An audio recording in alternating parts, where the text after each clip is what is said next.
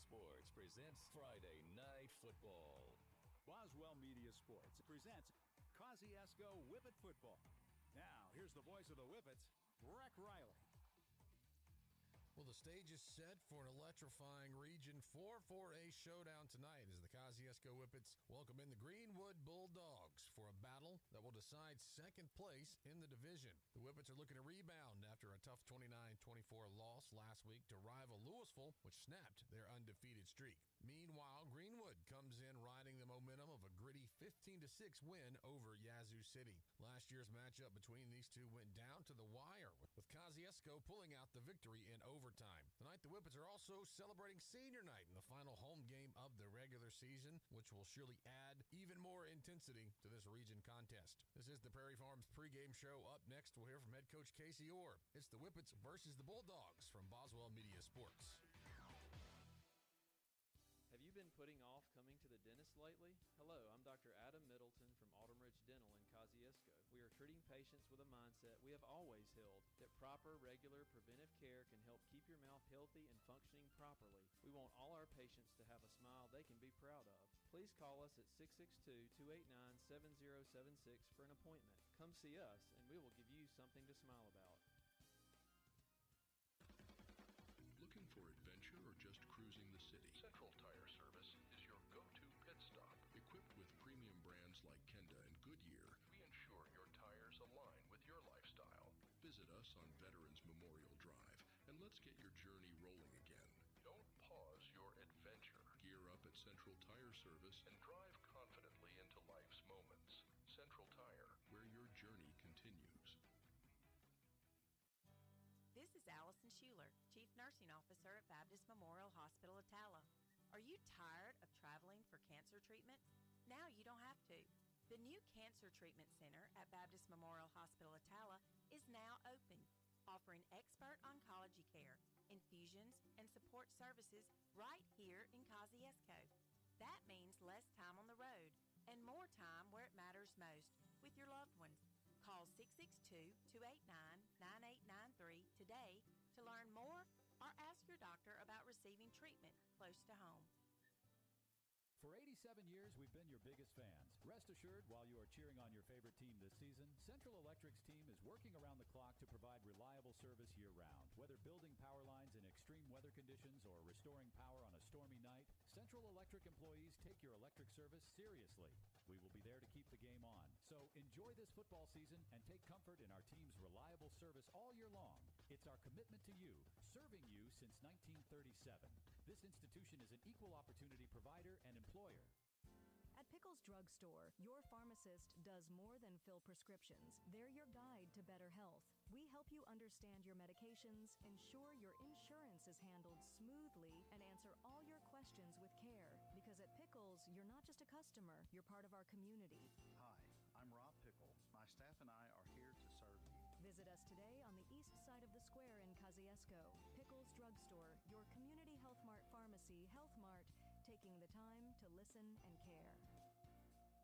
Welcome back into the Prairie Farms pregame show here on Friday night from Landrum Field. Final home game of the regular season. But you could see another home game in this football season, but we'll get on to that here in a little bit in our pregame sit-down chat with Whippets head football coach Casey Orr. But as we always do, we'll take a look in the rearview mirror, go back and revisit the game last week against Louisville. Just an instant classic from R.E. Hines Stadium. And unfortunately, Whippets came up on the losing side of that one. But as always, we'll recap the offense, defense, and special teams. First up, Coach, we'll talk about your offense and how you thought that the Whippets were able to move the ball. Well, I thought they did some good things at times.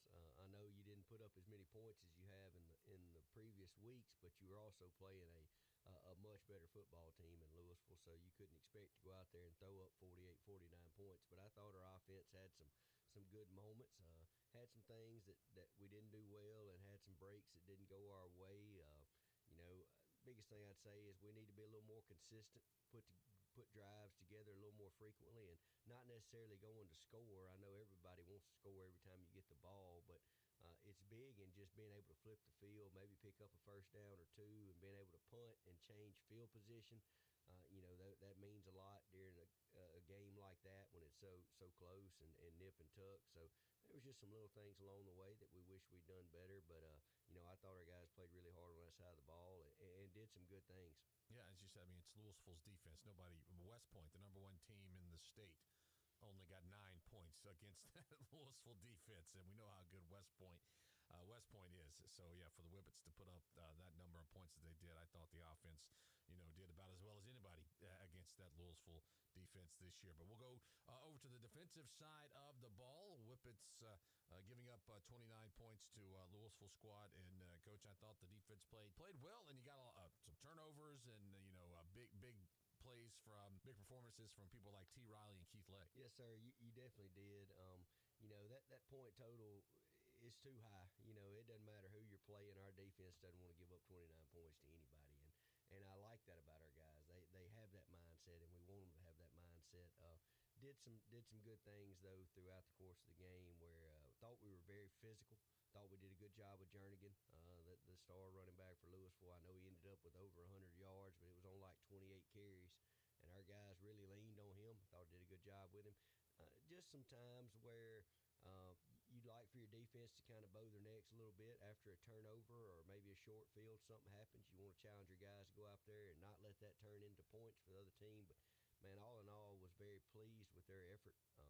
Can't complain about that. I thought our guys did a good job. I thought Coach Cates and Coach Moore had a good game plan defensively and went out there and executed it well. And it's a game you walk away with. You hate you lost, but you're not down about the way your kids played in their effort. You said Jernigan got 100 yards. I think he's averaging 150, so a game. So you're able to hold him well below his average. And Louisville, they have other athletes that can step up and make plays, and that's what the Wildcats did. Now we'll look at special teams in the ball game and how you rate the play of the special teams. You got a field goal out of Braden Ray. You also were able to convert 2-point conversion. So what would you rate the play of your specialist? I thought they had a really good game, and I'd about argue it's the best game we've had all year, special teams wise. The punt team did a really good job, and like you said, you got a field goal. I thought our kickoff coverage did a good job, -1 kickoff that Jernigan had a decent return out to midfield, and then you tack on a penalty that we got late that really flipped the field on us. But outside of that, I thought special teams played well. And that's a big part of a game like that, and being able to kick a field goal and give us a lead late in the third quarter was a big play. So just proud to see that, and it gives those guys confidence moving forward to know that they can do that in big situations. Got a big return out of Roundtree at one point, taking one back across the 50 and setting you up in some good field position there. So Roundtree still waiting. People don't want to punt it to him. I'm still waiting to let him get in the open field and get one out for a punt return. But the word is out on Roundtree, and nobody wants to kick it to him. Yeah, I wouldn't punt it to him either. Yeah. Well, we're going to step aside for a break. We come back, we'll continue with our coverage. This is Whippets football from Boswell Media Sports. Gear up for deer season at the Attala County Co-op. Pick from top brands like Moultrie and Boss Buck gravity feeders, plus irresistible attractants. Mobucks, Buck Duo, Strawberry Blast Rice Bran, and even peanut butter and jelly rice bran feed. Everything you need is at the Attala County Co-op. The everything you need store. Attala County Co-op. Attala County Co-op. Premier Medical Group in Kosciusko is proud to welcome Dr. Jenny Kate Miles and Dr. Helen Turner to their team. Whether you need a checkup, ongoing care, or a trusted provider for your family, Dr. Miles and Dr. Turner are taking new patients. Schedule your appointment today. Call Premier Medical Group at 662-289-1800. Premier Medical Group. PMG. Good health is our priority. Be prepared for life's uncertainties with the correct insurance coverage from the Attala County Farm Bureau. Let's talk about change. Sometimes change is good. Sometimes change is scary. But what is certain is that everyone will experience change. The Attala County Farm Bureau's review program is designed to identify the changes that need to be made in your insurance coverage. Wayne Blaylock and James Metters invite you to stop by for your Farm Bureau Get Real review. Let them help you be prepared for change. Attala County Farm Bureau on the north side of the square in Kosciusko. Hi there, mate. Joey Roo here. Introducing our brand new Roo Wing Station. Now open at Kangaroo Crossing on Veterans Memorial Drive in Kosciusko. Choose from 8 bold flavours: teriyaki, lemon pepper, parmesan garlic, barbecue, buffalo, sweet red chili pepper, mango habanero, and honey hot. Satisfy your cravings every Thursday, Friday, and Saturday. Don't miss out. Bring your friends, taste them all, and discover your new favorite flavor at Roo Wing Station at Kangaroo Crossing on Veterans Memorial in Kosciusko. Come on home to Allen's Furniture and Appliance. Come on home. Come on home. Pop the confetti. Allen's Furniture is celebrating 59 amazing years. Join the celebration at either our Kosciusko or Durant locations and register for your chance to win a big screen TV, a stylish area rug of your choice, or a jumbo beanbag, perfect for family movie nights. It's our way of saying thank you for decades of support. Discover new styles, the best prices, and maybe walk away a winner. Come on home. Welcome back into the Prairie Farms pregame show as it's senior night here from Landrum Field and some senior night festivities getting underway here. The Under the Lights of Whippets Stadium will continue with Whippets head football coach Casey Orr in our pregame interview. And coach, each week we like to break down a position group, and I think we've just about run through all the position groups on the field, so we're going to go to off the field, a position group, so to speak, who are the folks around the program that help you out, whether it's managers, training staff, anybody that helps out with game day operations, getting food, washing laundry, anything like that. Who are the folks around the program that help kind of ease the load on you and the coaching staff? Well, there, when you're talking about a football program that's got 80 kids, it does take a lot of people to kind of keep that running smoothly and keep everything going like it's supposed to be going. And a few people I would like to mention and that do really help us is I couldn't mention this without mentioning Thomas Dodd. Of course, TD does a lot for us, whether it's everyday stuff with practice and washing clothes or whether it's game day stuff.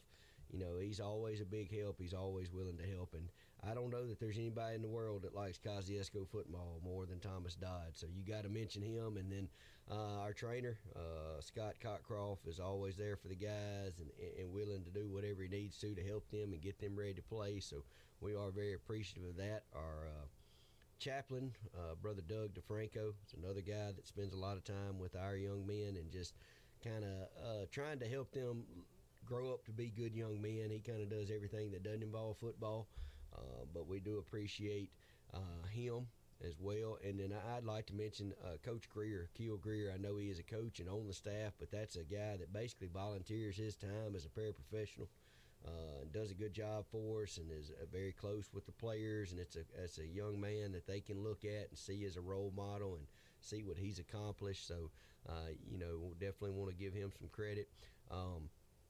Our players' mothers do a really good job of making sure our guys get fed, after football games, especially on the road. And that's big because we know those guys are hungry when the game's over. Miss Simone Olive does a lot with the kind of heading that up. But each Friday night, it's a different grade of moms, whether it's the senior moms, junior moms that do that. And we do appreciate that greatly. And then you have our managers. I can't run the gamut of all our managers, our junior high managers and everybody, but they do help us out, and we do appreciate that and them doing that for us every Friday night. Yeah, you can't. It's hard to beat team moms. Team moms do a lot, with working with softball and baseball as much as I do. Team moms, they give me goodie bags every now and then when, they feed the team. Breck, we got an extra one. Or even, Breck, we made you a goodie bag. And, like I said, you can see me lately. I'm not turning down any snacks for a post-game meal or a post-game road trip. So, yeah, the team moms do a lot. And then in the future, we'll talk about the meals before the games. I know there's a lot of folks that feed the team, whether it's churches or whether it's community organizations. Next week we'll get into the ones that help you feed the team before they get on the field. And right now we'll go ahead and we'll talk about seniors because it's senior night. We'll talk about this senior class and some of the guys that have been here and kind of what you tell seniors as they get to their senior night and they get down towards the end of their career. What's some things that you talk to the guys about? Well, we have a really big senior class this year. It's actually the biggest one we've had since we've been here, and it's guys that you've gotten to know, you've seen them from the 7th grade on and just build those relationships with. So there's definitely going to be some guys that you really miss and you hate to see go. And there's some really key contributors in this group too. So it'll be mixed emotions with senior night tonight as you're not telling these guys goodbye yet, but as you see the end of their careers beginning to become a realization. So it'll be tough in that facet. But just talking to the guys about, kind of advice from being where they're at is just make the most of every moment. And there's no guarantee that, that something's not going to happen. You hope you don't have an injury or something like that, but you really never know when your football career is going to come to an end. So don't take anything for granted. Don't take a play for granted, and get after it and compete and talk to the guys. I mean, this was about a week ago. There's going to come a time when all that's left of your football career is 2 words, and that's remember when. Whenever you talk to your buddies about playing, all you're going to be able to say is remember when this happened or remember when that happened. And you'll be shocked.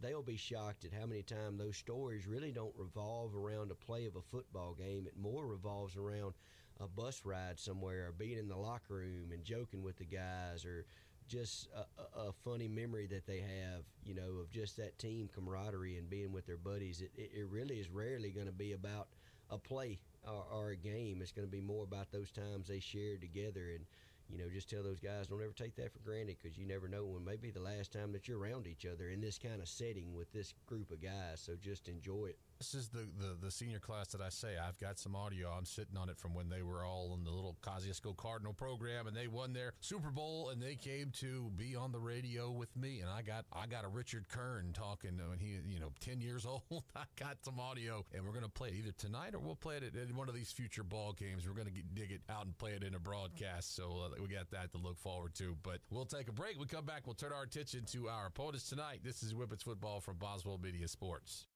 Watkins Ward and Stafford welcomes member and partner Anita Goodrum, certified public accountant, to their Kosciusko office. Anita, along with Tammy Irving and staff, offer professional and personalized services and financial guidance for business and personal. Watkins Ward and Stafford is a full-service accounting firm offering QuickBooks, online hosting solutions, payroll, and direct deposits. Welcome to Kosciusko, CPA Anita Goodrum. Watkins Ward and Stafford, leading our clients through the next generation of change. Imagine a gym that never sleeps. Just like your fitness goals. Holmes Healthplex is open 24/7. Giving you the freedom to work out on your schedule. Not hours. Wave goodbye to those pesky joining fees. And hello to unlimited access to cardio machines, weights, and group classes like Pilates and spin. All included in your membership. Find us on Highway 12. Where your fitness journey awaits around the clock at Holmes Healthplex. When an electrical shortage in your office causes extensive smoke and water damage, or that musty odor indicates you might have a mold problem, you need a lot more than just help cleaning up. That's why Serve Pro of Kosciusko, Philadelphia, Greenwood is where you turn when disaster strikes. We offer all the cleanup and construction services to take your home or business from post-disaster to as good as new as soon as possible. So no matter what happens, there's just one call you need to make. Serve Pro of Kosciusko, Philadelphia, Greenwood, to see how they can help you get back to like it never even happened. Franchises are independently owned and operated. This is Chris Coleman, your neighborhood Alpha insurance agent. At Alpha, we understand the value of hard work, trust, and protection for the ones you love. Alpha Insurance has a long proven history of taking care of the folks who hold these same values. As your local Alpha agent, I want to help protect you and your family and help you succeed and prosper as you go through the journey of life. Call me at 662-289-1024, message me on Facebook, or drop in at 235 North Madison Street in Kosciusko. Alpha Insurance for all of your auto, home, life, and commercial needs. Welcome back into the Prairie Farms pregame show as we count down the moments until kickoff between Greenwood and Kosciusko. It's our final segment with Whippets head football coach Casey Orr. And, Coach, let's talk about the Greenwood Bulldogs and what you expect out of them. This was a game last year, fun ball game over in the Mississippi Delta. That one went into, it was homecoming over there. They had a huge crowd. It went into overtime, and just a fun game there. But you got to think some of those guys got revenge on the mind tonight. So what do you expect out of the Bulldogs? Well, first of all, I don't remember that game being as fun as you're referring to it. It was very nerve-wracking and a suspenseful game as we found a way to win it in overtime. But you're right. That was a young Greenwood football team that brings back a lot of those same guys. I think defensively it may almost be identical. But they are a very athletic team. They're physical defensively. They play a good brand of football on that side of the ball, and it'll be a challenge for us offensively. And they're a team that's kind of been banged up the last couple of weeks, but you can see on film they're slowly getting guys back, and that'll make a difference for them. And I'm sure that'll bring a little more life and energy to their football team as well. And then on the offensive side of the ball, they have a good running back, same running back we saw last year. It's a bigger kid, kind of a short, stockier kid that we're going to have to be able to tackle well and get his legs and get him on the ground, because he's not a young man you're going to want to hit up high very often. And just got to be good and continue to be physical on the defensive side. I know I sound like a broken record because I say that every week, but it just fixes a lot of issues. If there's a problem if you play a play wrong, or you don't fit something right, or you're not where you're supposed to be, you can solve that a lot of times by just being the most physical football player on the field. And we kind of preach that to our kids. You know, you want to fly to the football, and you want to arrive mad when you get there. And that's been working for us up until this point. And something that you mentioned previously is trying to flush the game from last week. Of course, you came into that ball game against Louisville, big-time rival, big-time game, one of the games of the week across the state, a lot of hype. You go in there, you're not able to get the win. And so, as you said, you got to try to flush that game. How do you keep the guys focused and know that, a one loss, or the old saying, you can't let a team beat you twice, and you still got a lot to play for in the season. How do you keep that focus up for tonight? Well, first of all, I want to give our guys a lot of credit, because since Monday when they showed up for practice, they've seemed to be locked in and ready to go. So we'll give them a lot of credit for that. But basically what I've told the young men this week is you can use last week one or two ways. It can do what you just said. It can turn into another loss for you because you're sad and you're upset and you're pouting about losing that game and you're not getting yourself prepared to play. Or you can use it as fuel to the fire and fan those flames, and realize that, hey, when we left Louisville the other night, we didn't tell them goodbye. We told them we'll see you again, and that's our mindset. Is we're going to see them again, and we got to handle our business up into that point and use that game as fuel to get better every day, and know that everything you're doing is getting yourself prepared to possibly see them again. And our guys have approached it the right way, and we expect them to come out tonight and play with a lot of passion and play with a lot of intensity and fly around and get to football. And it's senior nights, kind of some distractions there, but also it's an emotional night. But we want our guys to use that the right way and play a different brand of football tonight. Yeah, I saw a number of Louisville fans came by our booth and were saying, hey, we'll see y'all again here in November. So a lot of them are expecting a rematch. But as you said about senior night, the final regular season home game of the season. But, as we previewed earlier, you could see another home game. Now, tonight, with a win, it does put you in a pretty good spot to have a home playoff game. I'm not sure mathematically it gives you a home playoff game, but it would be in a good spot, moving forward. You would. It doesn't mathematically lock you in or guarantee you having a home playoff game, but it all but does. It would go a long way into making that happen, and I know that that's something that our young men have really wanted to do.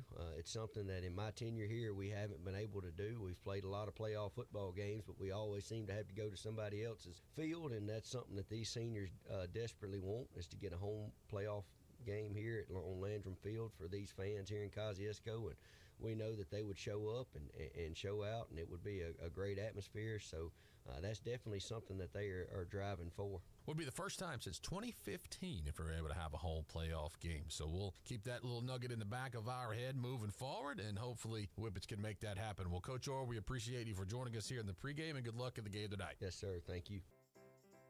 Transition your home and your style for fall at Sullivan's. Check out their new fall home decor, clothing, and the perfect shoes to step up your autumn look. Sullivan's has everything you need to get game day ready. Whether you're hosting the party or cheering from the stands, fall's in the air. Make sure your home and wardrobe are too. Visit Sullivan's today and find your fall favorites. Autumn starts here, only at Sullivan's in Kosciusko.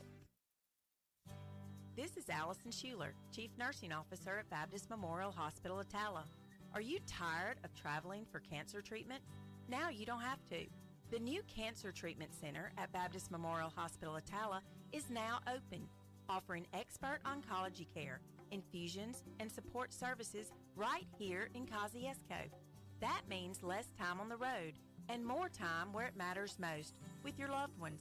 Call 662-289-9893 today to learn more or ask your doctor about receiving treatment close to home.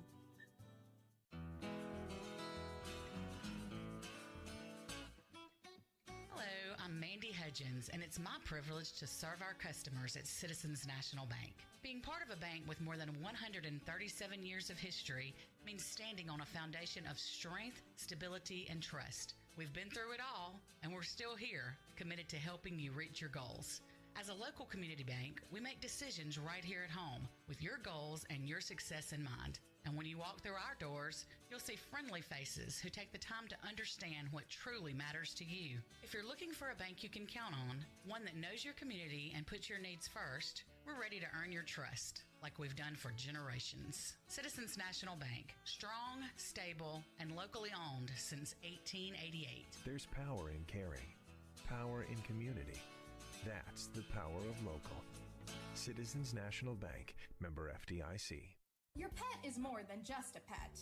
They're your family's fearless protector, your fetching athlete, your crumbs on the floor detector, the warm, snuggly heartbeat at your feet. State Farm understands why your pet means so much to you. So State Farm and Trupanion have teamed up to give your furry family members the protection they deserve.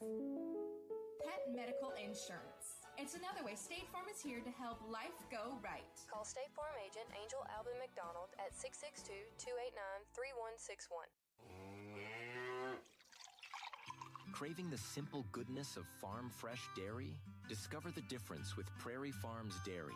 Proudly farmer-owned, always fresh. From milk to ice cream, butter to irresistible frozen treats, every product comes straight from our family to yours. Experience the taste of real farm fresh quality in every bite and sip. Look for the Prairie Farms brand at your local grocery store. Prairie Farms Dairy. Farm fresh goodness. From our family to yours, every single day. Boswell Media Sports. And welcome back in to the Prairie Farms pregame. Breck Riley, Jeremy Tillman with you here from Landrum Field. We got Jeffrey Mitchell down on the camera and running the computer. We got Donald Bain back in the studio. It's the Whippets' final regular season home game.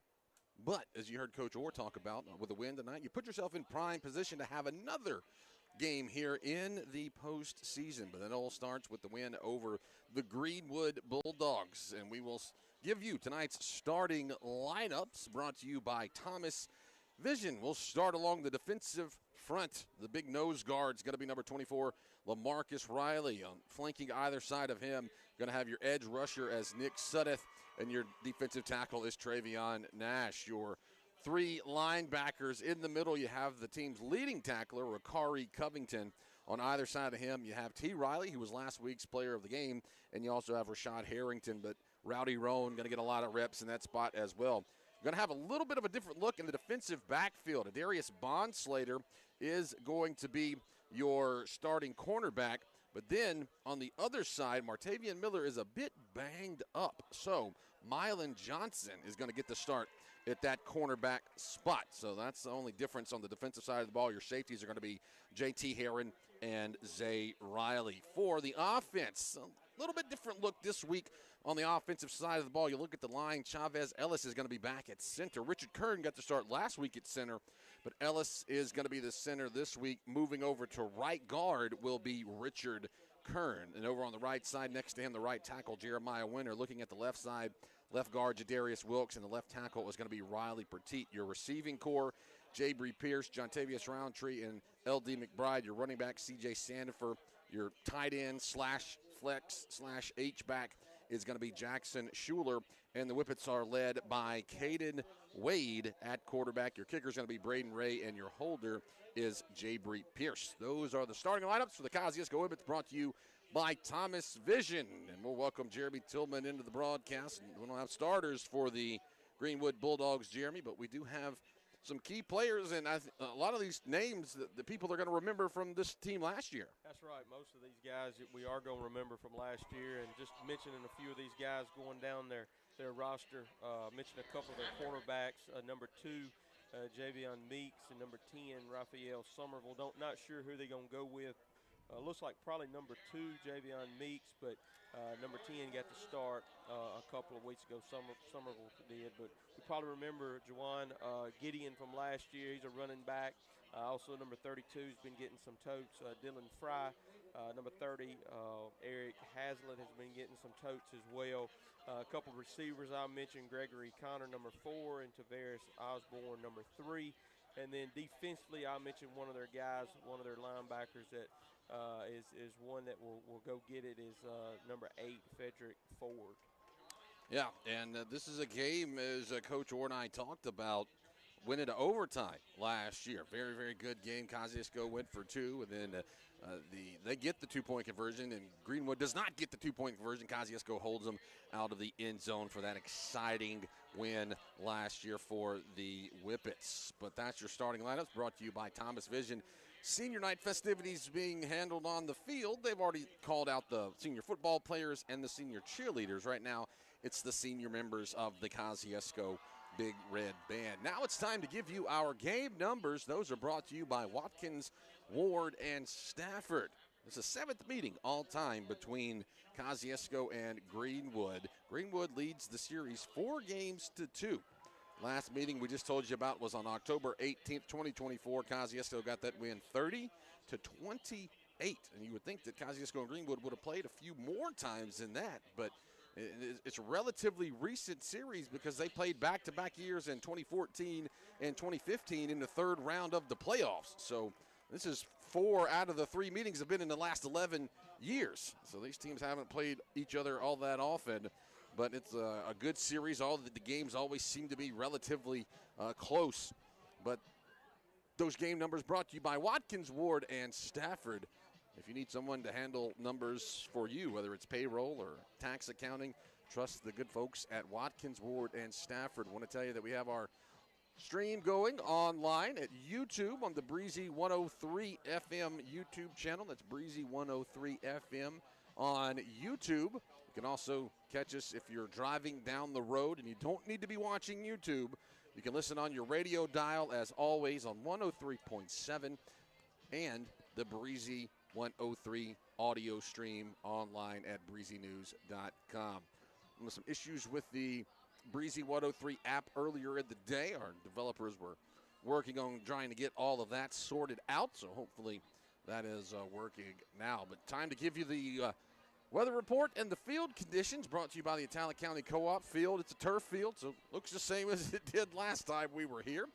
But as far as weather for October, it's a little muggy outside. Right now around 78 degrees, but feels a little bit warmer with that humidity in the air. You do have about a 10-mile-an-hour wind gust blowing in to cool things off, but it's odd to be here late in October, and it may possibly be the hottest game that we've had. Jeremy, we saw in the Holmes game last night a lot of cramps in the game, even this late in the year.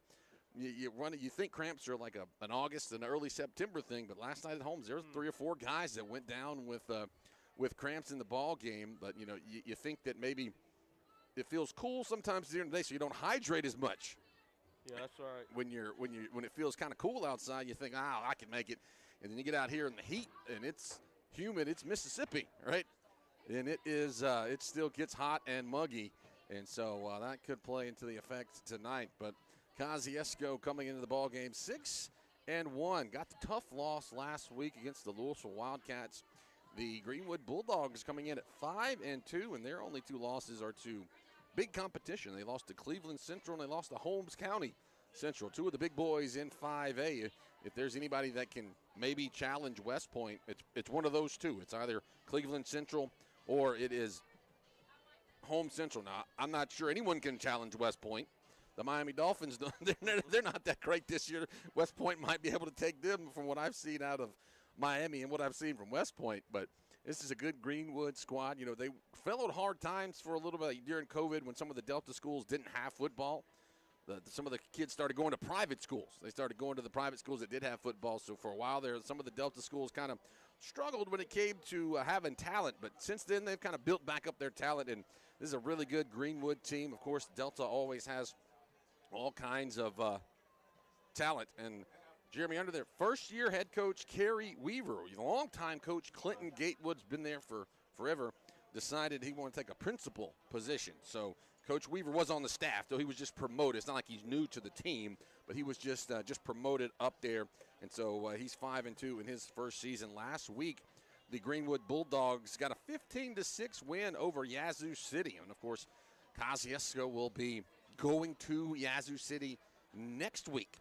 So next week's where Yazoo City is going to be the final regular season home game of the year. So this one right here is for second place in the district, and a potential home playoff game on the line for Kosciusko or for Greenwood. For the Whippets, they're going to send their captains to midfield. All the seniors are going to be the captains tonight because it's senior night, but the ones that are going to walk out to the coin toss are going to be Rashad Harrington. Also, you have the big man Richard Kern, Mylid Johnson, and Keegan Albritton. Those are going to be your captains for Kosciusko. Jeremy, do you have captains for Greenwood? Yeah, they sending out number 5, Caleb Cotton, number 6, Jawan Gideon, number 20, Jordan Meeks, and number 45, Jacarius Sandifer. Yeah, so as I said, Whippets have the seniors locking arms right here along the numbers, but they're going to send those 4 guys out to the coin toss. Simulated coin toss, if you're not familiar with how things are done in high school football, but simulated coin toss out there. Whippets going with the black uniforms. They've kind of done that here for home games this year. They go black tops, gray pants, white numerals. They have the maroon helmets with the interlocking KHS logo on it.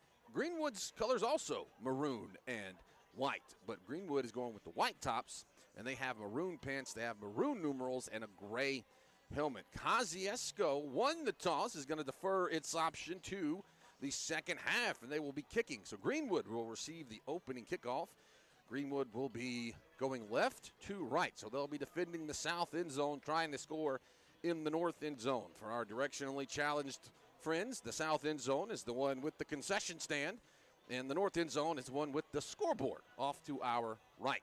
So Whippets want to go on defense first, and want to have an opportunity to set the tone here for a very good Greenwood squad. As they'll run off to our right, and got some tailgating going on off to the right. Pretty good crowd here for a Friday night. Folks still filing in on the far side from Greenwood.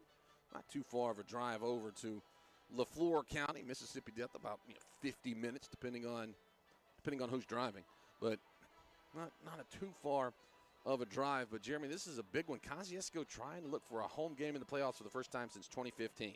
Oh yeah, and man, getting this win tonight is going to make it one step closer in getting that home game, and that's big. You know, it's been a while since being able to play a home playoff game, and so this is going to be big for this program. Yeah, we're going to step aside for our prayer and our national anthem. Back with more women's football after this on Boswell Media Sports. Hi there, mate. Joey Roo here. Introducing our brand new Roo Wing Station. Now open at Kangaroo Crossing on Veterans Memorial Drive in Kosciusko. Choose from 8 bold flavours: teriyaki, lemon pepper, parmesan garlic, barbecue, buffalo, sweet red chili pepper, mango habanero, and honey hot. Satisfy your cravings every Thursday, Friday, and Saturday. Don't miss out. Bring your friends, taste them all, and discover your new favourite flavour at Roo Wing Station at Kangaroo Crossing on Veterans Memorial in Kosciusko. Did you know that 80% of learning in young children comes through the eyes? Thomas Vision offers eye exams for children starting at 6 months. It's very important for children to have an eye exam before entering first grade. Doctors Angela Thomas, Tara Dew, and Anna Middleton offer comprehensive eye exams that thoroughly assess overall eye and vision health. Thomas Vision's optical department has the latest glasses frames, and you get 20% off your second pair. Thomas Vision, Veterans Memorial Drive, and Kosciusko. Football season is back. Whippets hold them out of the end zone. Friday nights will be packed with hard hits and tough plays. And at Reliant Physical Therapy, we're here to help you bounce back stronger. Whether you're a Whippet on the field or a fan in the stands, our expert team delivers results you can feel. From shoulders and elbows to backs, hips, knees, and ankles, our therapists treat the whole body with care and precision. No referral needed. Call today or visit ReliantPT.com to get started. Big play by the Whippet defense. Come on home to Allen's Furniture and Appliance. Come on home. Come on home. Pop the confetti. Allen's Furniture is celebrating 59 amazing years. Join the celebration at either our Kosciusko or Durant locations and register for your chance to win a big screen TV, a stylish area rug of your choice, or a jumbo beanbag. Perfect for family movie nights. It's our way of saying thank you for decades of support. Discover new styles, the best prices, and maybe walk away a winner. Come on home. Hello, Whippet fans. It's time for kickoff. This is Angel Alvin McDonald with State Farm Insurance. I welcome you to another action-packed night of Kosciusko Whippet football. State Farm takes great pride in supporting the Kosciusko Whippets in our community. Okay, boys, let's kick it off. Boswell Media Sports. And the Kosciusko Whippets take the field off to our right, running between the big red band. At the same time, the Greenwood Bulldogs, they run off from our left, and the Greenwood Bulldogs marching band is here. Jeremy, good to see the band here. Last time we were here, Gentry's band showed up in the fourth quarter. Yeah, we're glad to see the band got here on time tonight, man. Yeah, so Greenwood's band is here, and they're an entertaining bunch, and I think we're in for an entertaining game tonight, Jeremy. We'll toss it to you for some keys to the game for this Whippets squad trying to secure that home playoff game. Yeah, one big thing is just rebounding strong off of last week's loss, and it was a tough loss last week, and man, these guys laid everything out on the line last week, and just rebounding strong. And Coach Orr mentioned in the pregame that these guys came in Monday ready to go to work, ready to look toward Greenwood, and getting this win tonight will make it one step closer in getting that home playoff game, and that's what you want. And, just continuing on doing what this Whippet squad has been doing all year long, playing physical, making plays offensively and defensively and special teams. You just keep building each week, and that's what you want to see. But you also know Greenwood's got some good talent, so you don't want to give them a chance. You want to jump on them early. Yeah, and Braden Ray's going to line it up to kick it away as the Whippets deferred their option, and they want to kick it to start the ball game. Braden Ray with a little pooch kick. It's going to be taken by the man Frederick Ford, and he is hit right there at the 40-yard line. Getting the tackle for the Whippets was Darius Bond-Slater and Keith Lay. Mylan Johnson also there on the stop. But that's the one that Coach Orr talked to us about, Frederick Ford, wide receiver / defensive back. They put him in there to return kicks. So here we go, Jeremy. Let's see who runs out to lead the offense. As we said, it's kind of a flip a coin. Could be Javian Meeks, could be Raphael Somerville. They get the big running back, Jawan Gideon. Looks like it's going to be Meeks. Meeks will be in as the running back out of the pistol. He'll have Gideon standing behind him a few yards. Two receivers to the right, two lined up to the left. The Whippets have that three-man defensive front turn. Give to Gideon. He runs right into that Whippet defensive line, and he gets nowhere. Rashad Harrington leading the charge for the Whippets along with LaMarcus Riley. Yeah, just a good job up front, the D-line there, just closing it in and, man, just sealing that off. Just a great play right there. And Gideon's a big guy. I mean, they have him listed 6 foot 220. I mean, he's a load back there at running back, which we remember from last year. Remember, he was hard to bring down in the ball game last year. It was second down, 10 yards to go. Keep that same formation, except this time it's a shotgun set. Meek's going to look off to his right, throws. It's caught, but hitting him right away was a combination of Mylan Johnson and Keith Lay. Tavares Osborne went up for the catch. Only got about 3 yards. Well, Keith Lay had a big game last week for the Whippets. T. Riley was our player of the game, but we could have gone co-players of the game with he and Keith Lay. It'll be 3rd down, 7 yards to go, 10:57 in the first quarter. First quarter for Whippets football brought to you by Central Tire Service. 3 receivers to the left. Meeks looks to his left. He's going to be pursued, runs out to the left. Here comes a flag. Throw on the far side is incomplete. Most likely going to be a hold, which you would think would be declined if you're Kosciusko. Yeah, you would think it's going to be, that's what it's going to be, a hold. It will be a hold against Greenwood. They're going to decline that one. You think Greenwood would send out the punt team. Good job there by that Whippet defense. Nick Suddeth and Ricari Covington kind of providing the pressure there. And then Meeks has got an arm. He threw it out there really quickly. He just couldn't get to the receiver that was coming back. So Tay Roundtree will step back to return this punt. I don't have it. Do you have a 20? Jordan Meeks. Okay. Meeks. 2 different rosters online. Jeremy's got one. I got the other. Between both of us, we hopefully got everybody. But Jordan Meeks is going to be the punter for Greenwood. A little bit of a slow snap back. It's a low kick. It goes away from Roundtree, and he's just going to watch it roll. It will take a great rolls. Here comes a flag way in from the far side. The ball is going to be downed at the 16-yard line, but we'll have to see what happens on this flag. There are 2 flags on the field, so it could be some form of offsetting. Yeah, I was think that may be offset right there. Yeah, there's 2 guys kind of engaged, no punches thrown or anything, but kind of engaged in a scuffle, a kerfuffle, if you will. So, as it is, it's right around the 16-yard line. The Whippets are moving right there. They don't seem to think that it's going to be. Well, no, they're moving backwards now. Yeah, they're moving backwards. So, yeah, still. Did we ever get a signal on what the. I never saw a signal. Going to be a hold against Kosciusko. Okay. There it is. Finally, we finally got it. Yeah. So it's going to back the Whippets up half the distance to the goal. Should have put it around the 8, I would think. Yeah, it is going to be around the 8-yard line. So a hold against Kosciusko on the return. Caden Wade stands up, and now Whippets are going backwards some more. That's a false start. Whippets don't have very far to go back. Going to put it down right around the 4-yard line.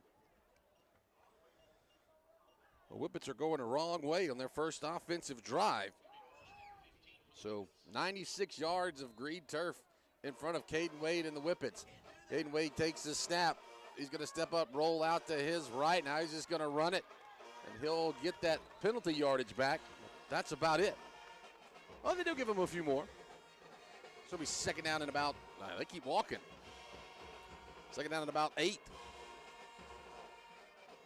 Yeah, he did a good job just to scramble and get out there and at least get some breathing room right here. Yeah, got it up across the 11, so it's about a 7-yard pickup. So second down, around 8 to go. No score here in the first quarter. Kosciusko on its opening drive. That's C.J. Sandifer standing to the left of his quarterback. It's a handoff to Sandifer. Breaks a tackle, breaks another tackle. Still going, and he's going to be close to a first down. Now he's got it. Keeps it going up to about the 24-yard line. Yeah, he did a good job of just hitting it and then cutting back against the grain and finding a seam there to hit, and was able to stretch it on out there and get that first down. Yeah, he was running right at number 8, Frederick Ford. Coach Morris had a lot of high praise about Ford. There's that big defensive back. They're running right at him. So first down and 10 as Wade looks to get a new play from his offensive coordinator, Wiley Rhodes. 2-by-2 set. Rankins lined up in the slot to the left. Hand off to C.J. Sandifer. Submarine tackle gets him out after he crosses the 30. He gets 9 yards. It'll be second down and 1. Yeah, so the Whippets checked out of that one and liked what they had there, handing it off to C.J. Sandifer. So second down and a yard to go. The Greenwood Bulldogs going with that 3-man defensive front. Well, now they're going to step up. Okay, yeah, still 3 men with a cheater off the edge there. Wade looks to throw over the middle. Got Roundtree off his hands. Incomplete. Roundtree was open at the 45-yard line. I think he tried to run before he caught it. And that's a standard second and short play, though, there, Jeremy. Right. You gotta think. And he was there, but you're right, man. He took his eyes off of it. He turned to look up field before he saw it in, and one of those things. Yeah, it was a strike from Caden Wade. Yeah, I mean, it was right on the money right there at midfield. But, yeah, second down and short, you see things like that because you got a lot of options on second and short. So third down and 1 now. Schuler checks in the ball game as a slot receiver out to the right. Hand off to Sandifer. He's got the first down. Submarine tackle gets him down at the 39-yard line on the tackle. So, do you have a 5? Caleb Cotton. I'm just start looking at your roster. Everybody that I have is not. Everybody on the field is not on my roster. So Caleb Cotton with the tackle for Greenwood. Yeah, if you're looking for rosters online, there's a number of places. You can go to the school. You can go to a couple of different websites. But sometimes you find last year's roster. Sometimes you find not even this year's roster. So you get a number of different looks. But first down and 10 for the Whippets from their old 39-yard line. Caden Wade dropping the throw. Now he's going to step it up and run out to the left. He'll cross the 45. He'll be pulled down from behind at the 50. He gets the ball into Greenwood territory. It's enough for a Serve Pro first down. Caden Wade showing you what makes him dangerous. Dual threat quarterback.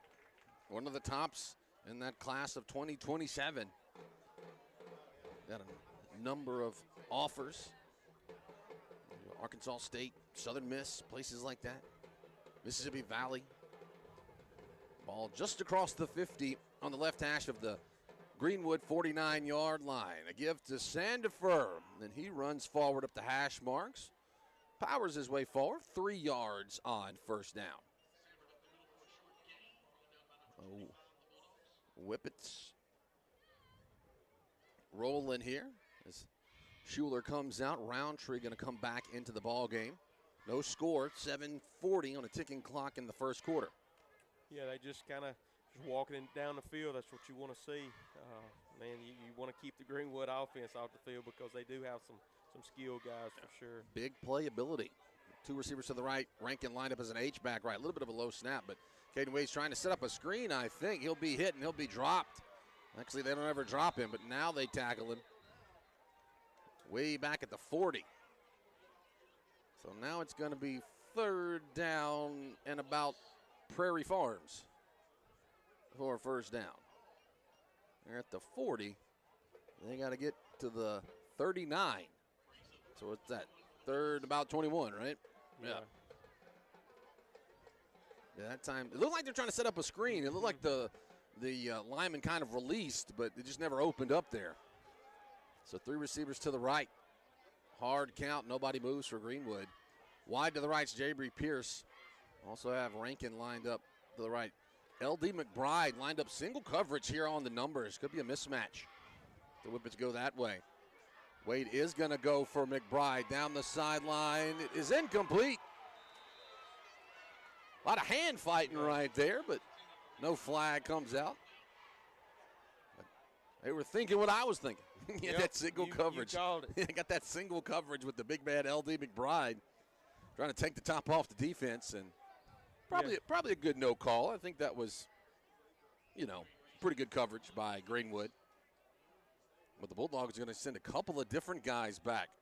Hey, I have their names. Deshaun Hurton and Gregory Connor out of the punt from Aiden Ray. He gets it, breaks a tackle, but not able to get away from the second tackle. J.T. Heron gets Deshaun Hurton down around at the 24-yard line. So the Whippets are able to pick up a couple of Serve Pro first downs, but stall out right around midfield. It was aided by a big sack on the play. And here with 6:17 to go in the first quarter, Greenwood has its second offensive drive. Coach Orr, we talked about when they lost, I would say 42-0 or something like that to Holmes County Central. They've been plagued by injuries. 1 week the quarterback was out, 1 week Gideon was out. So when they have a full complement of players, they're a good squad. So be out of the pistol here. 2 receivers to the right. H-back lined up left. Lone receiver out to the left. Handoff to Gideon. He goes left and cuts back right, spins forward, and it'll be about 9 yards. Unless they say 10 yards. No, it is 9. Mylan Johnson on the tackle for the Whippets. So, yeah, looking like he was going to be stuffed off the left side, but Gideon's got good vision, able to cut it back across around right tackle. Yeah, they've got, like we've said, they've got some athletes, man. They can play.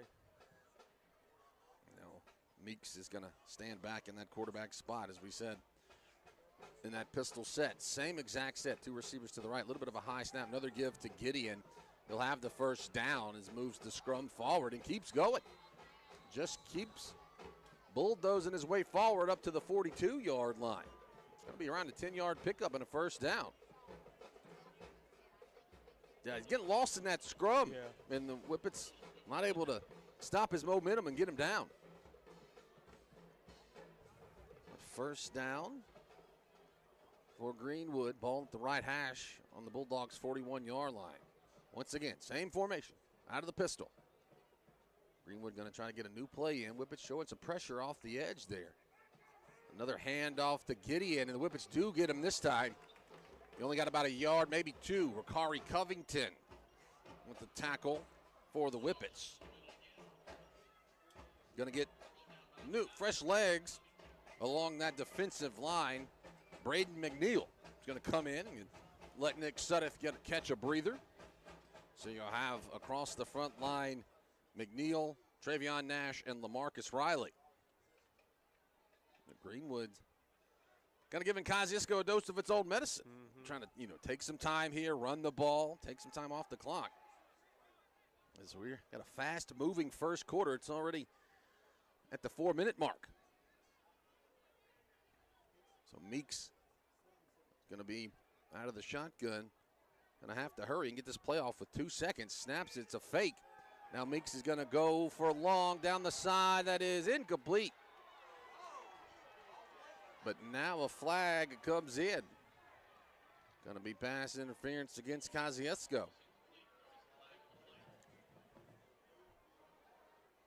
Whippets pleading their case out there.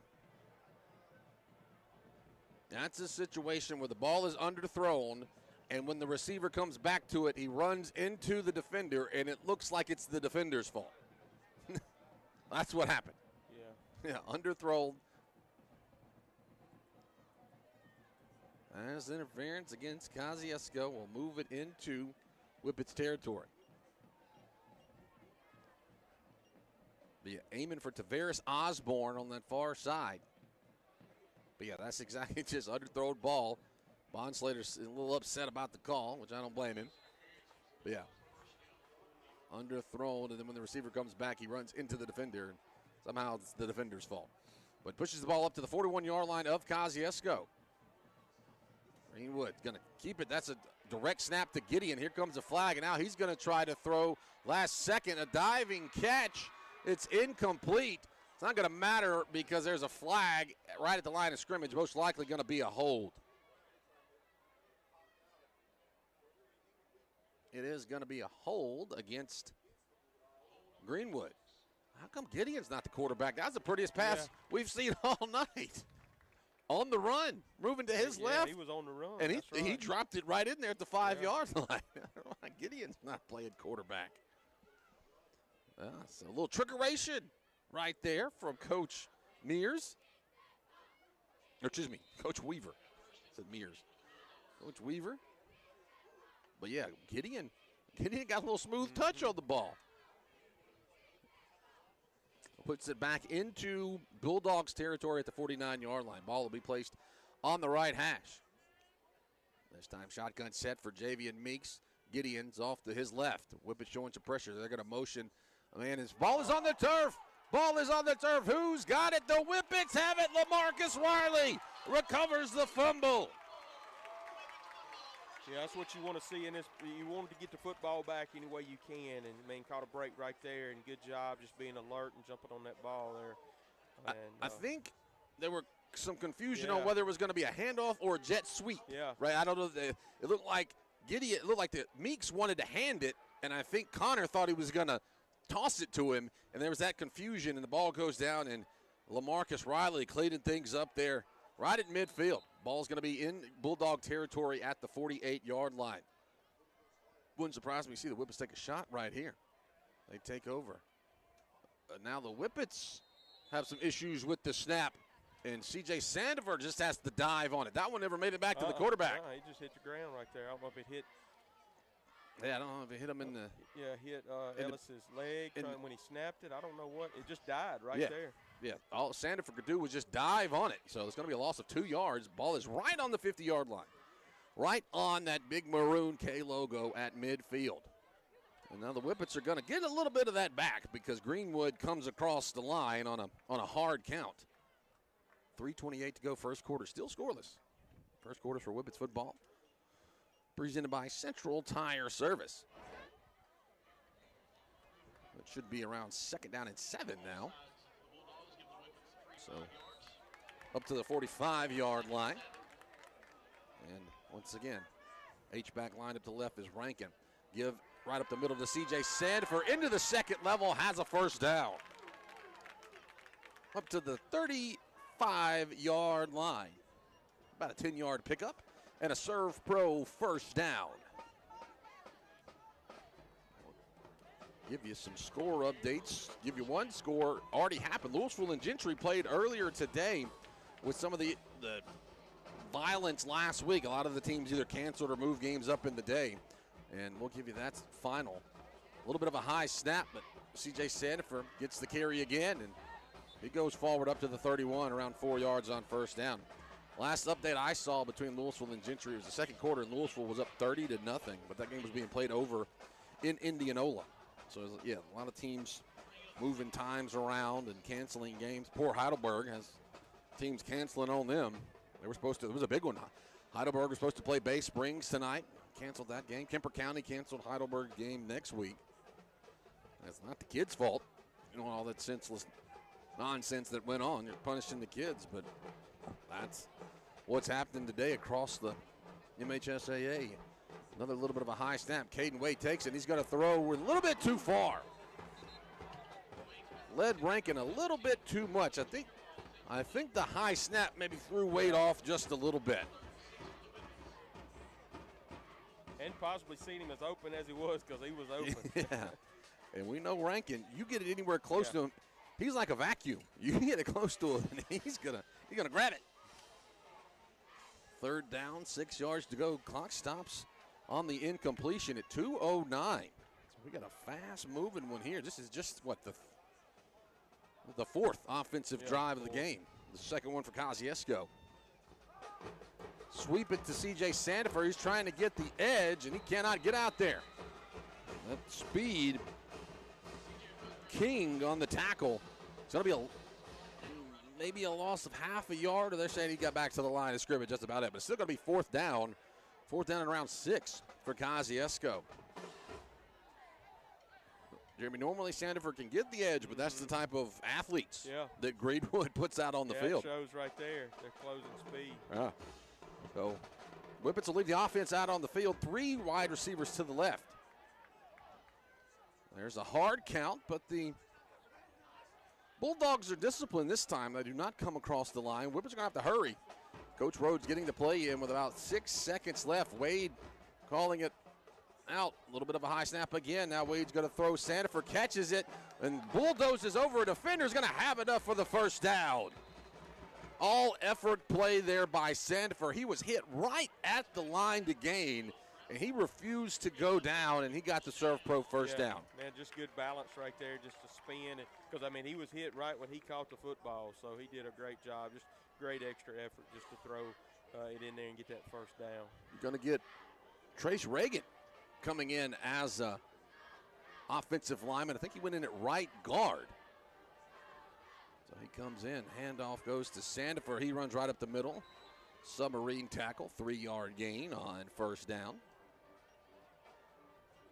Yeah, Trace Reagan did go in at that right guard spot. Coach Orr was with Richard Kern coming back. Coach Orr said he's got guys he can kind of pluck in. You got 6 guys to go to 5 positions across that front line. So second down, 7 yards to go, 30 seconds.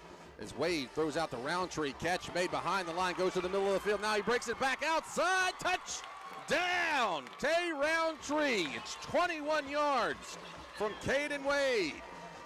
Whippet touchdowns presented by Baptist Atala. You knew once Roundtree caught it. If he has a little bit of a seam, he's able to get it. Whippet's lining up in that swinging gate right here. Oh. Now they're going to switch out of it. And they'll go to that PAT formation. That was more of an Emery and Henry. More of a swinging gate than that. So Braden Ray will attempt the PAT. Jabry Pierce is the holder. There's the snap, but there's a flag down. And offsides against Greenwood. So offsides against Greenwood. They're going to try to kick it again. Or did they say it happened before the kick? They got to kick it again. Yeah, got to kick it again. Yeah. Because normally you would think decline that penalty because the kick was good. But I think they did decline it anyway because they didn't want to move it any closer. So, but they still have to kick it. So, Braden Ray.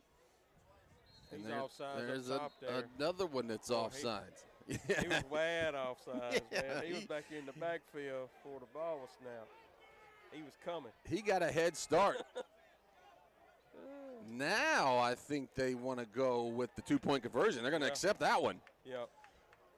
They called it, he pointed against Kosciusko, but it is against Greenwood. Yeah, the official accidentally pointed to the left, but it's not. It's against Greenwood. So if you're watching on the stream, it is a penalty against Greenwood. He just pointed the wrong way. But now the Whippets, they're a little bit closer. They're going to go I formation here. They're going to get the big boys in. I form set with Sandifer in the backfield. Schuler is your fullback. It is a give to Schuler. He's got the 2 points. Kosciusko, 8. Greenwood, nothing. Back in 60 seconds here on Boswell Media Sports.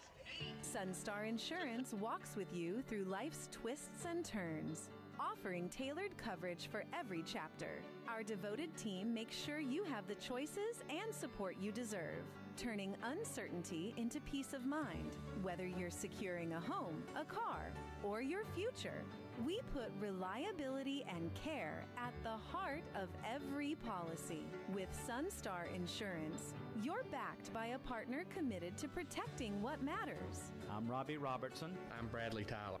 Sunstar Insurance, Court Square in Kosciusko. Gear up for deer season at the Atala County Co-op. Pick from top brands like Moultrie and Boss Buck gravity feeders, plus irresistible attractants, Mobucks, Buck Duo, Strawberry Blast Rice Bran, and even peanut butter and jelly rice brand feed. Everything you need is at the Atala County Co-op. The everything you need store. Atala County Co-op. Atala County Co-op. Boswell Media Sports. On the kickoff, Braden Ray puts it at the 30-yard line. Nobody from Greenwood gets it. It's recovered by Bonslater, and that is a free kick. Kosciusko recovers it. That's not like a punt. Everybody thinks it's like a punt. The other team has to touch it. They do not.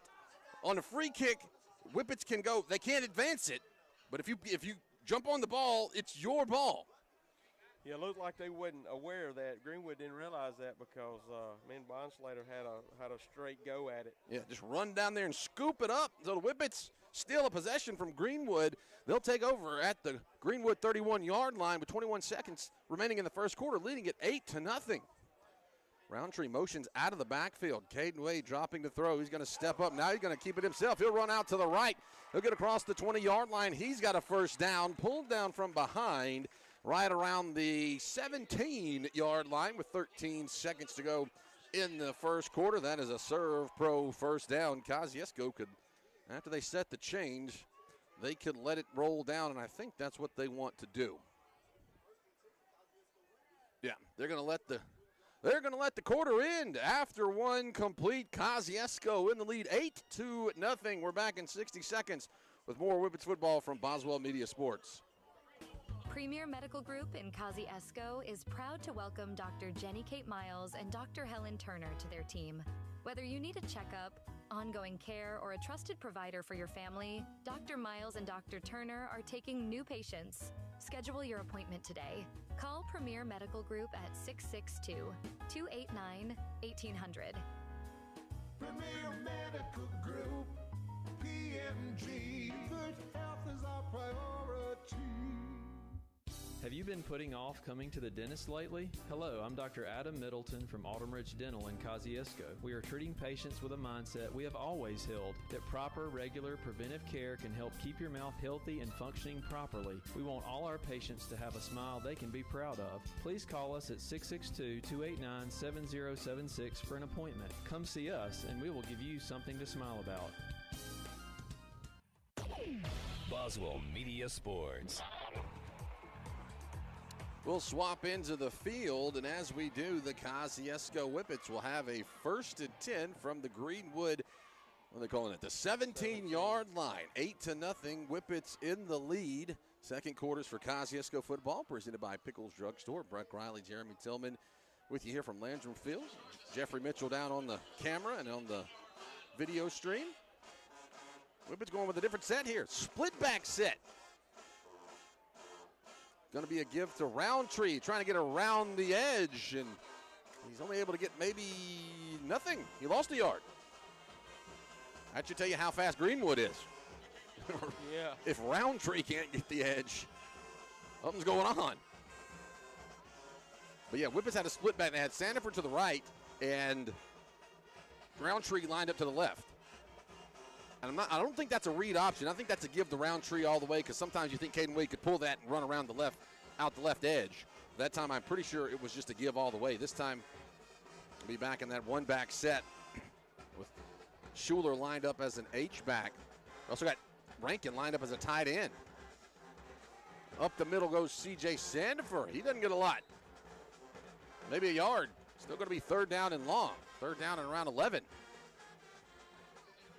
Big bodies across that Greenwood defensive line. Big Cameron Davis in there. Well, I don't know, Jeremy. It's either Cameron Davis or Caden Smith. If you say it's 53, it's Cameron Davis. If I say it's 53, it's Caden Smith. Yeah. So whoever number 53 is, he's a big one. He's a big one right there on that nose guard. Stacking it up in there for sure. 3rd down and 11. Caden Wade looking off to his right. He's going to float one in the corner for McBride. Goes up. He catches it in the end zone. 18-yard touchdown strike, Caden Wade to L.D. McBride. 2nd touchdown pass of the game for Caden Wade. Yeah, good throw, good catch. McBride just went up and got it. Whippet touchdowns presented by Baptist Atala. Whippets once again lining up in that swinging gate Emory-Henry formation. Looks like Wade's going to throw out to Pierce a little bit low. Throw it a little bit low to Jabry Pierce. Had a little bit of room there, but it's incomplete. Whippets lead at 14-0 with 11:13 to go in the second quarter. Did you know that 80% of learning in young children comes through the eyes? Thomas Vision offers eye exams for children starting at 6 months. It's very important for children to have an eye exam before entering 1st grade. Doctors Angela Thomas, Tara Dew, and Anna Middleton offer comprehensive eye exams that thoroughly assess overall eye and vision health. Thomas Vision's optical department has the latest glasses frames, and you get 20% off your 2nd pair. Thomas Vision, Veterans Memorial Drive, and Kosciusko. This is Chris Coleman, your neighborhood Alpha insurance agent. At Alpha, we understand the value of hard work, trust, and protection for the ones you love. Alpha Insurance has a long proven history of taking care of the folks who hold these same values. As your local Alpha agent, I want to help protect you and your family and help you succeed and prosper as you go through the journey of life. Call me at 662-289-1024. Message me on Facebook. Braden Ray's kick's going to send the return man back around the 15-yard line. That's Greg Connor. Connor, he'll get up across the 25 to the 30-yard line. Nick Suddeth is the tackler who gets the stop for the Whippets. The Kosciusko in the lead, 14-0. Couple of touchdown passes from Caden Wade, one to Roundtree, and a great throw and a great catch by McBride. Looked like it might be a little bit high, but McBride's got that length. He's able to go up and get those kind of catches. Good coverage, too. It's not like it was wide open. Good coverage, but Caden Wade and LD McBride hooking up for a touchdown. The Whippet defense back out onto the field. Still going to be Meeks leading the Greenwood offense. This time he is an empty backfield. 3 receivers to the right, 2 line up to the left. He'll clap for it now. He's going to bring Gideon and line him up to his right out of a motion. Meeks looking to his left. Now he's going to take off and run. He'll throw. Caught. He'll dump one off, and it's caught by Tavares Osborne. Right around a 12-yard pickup.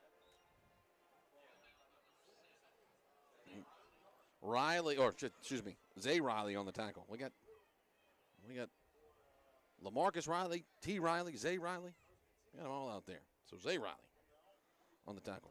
Good thing Breck Riley's not out there trying to tackle anybody, because they'd be running up and down the field if Breck Riley was out there trying to tackle. And once again, it's an empty backfield. The same thing. Going to motion Gideon and line him up to his right is Javian Meeks. Meeks dropping back to throw. Looks going to dump it off. That is caught. Incomplete. No, bobbled. But a great job out on that far side. It's the man, Keith Lay, with the separation. It looked like Osborne was going to be able to bring it down. He was juggling and had it in his hand. And then Keith Lay just laid a lick on him and separated the ball. Yeah, you don't want to be juggling the ball when Keith Lay's in any kind of area. Boy, he had a big sack last week against Louisville. Led to a fumble that led to a Kosciusko score. Remember that one? Yeah, and the receiver is shaken up on the play. So looks like a Tristan Norman is going to come into the ball game and replace. It's not Osborne that's down. It's not Connor. Yeah, it's over there on that far sideline. Can't make out who it is. The training staff tending to him, and they'll help him up. If I had to guess, he got the wind knocked out of him. Yeah, that's Markel Alexander. Yeah, so looks like Tristan Norman's going to come in to be his replacement, but Markel Alexander, a 6'1" junior. Back to the pistol. Go the Greenwood Bulldogs. Kosciusko with a 14-0 lead. As Meeks claps for the ball. Turns and gives it to Gideon, and Gideon is hit and corralled after a short gain. Nick Suddeth also on the tackle, Keith Lay, and I believe Rowdy Roan. Yeah. Yeah, good job right there, and you're hoping to see just this Whippet defense just kind of settling in, playing their brand of football. Well, 3rd down and 9 yards to go. The ball is on the right hash at Greenwood's own 44, maybe 45-yard line. They got to get it into Whippet territory. First down would be at the Whippets' 46-yard line. But once again, it's going to be a pistol set. That's not Gideon in at running back. It's a little bit of a smaller back there. They're going to fake it to him. Now Meeks is going to throw. He's being pursued. He'll be spun down and tackled. Harrington on the sack for the Whippets. Good job by Rashad Harrington, busted through back there and getting the sack. And it'll push the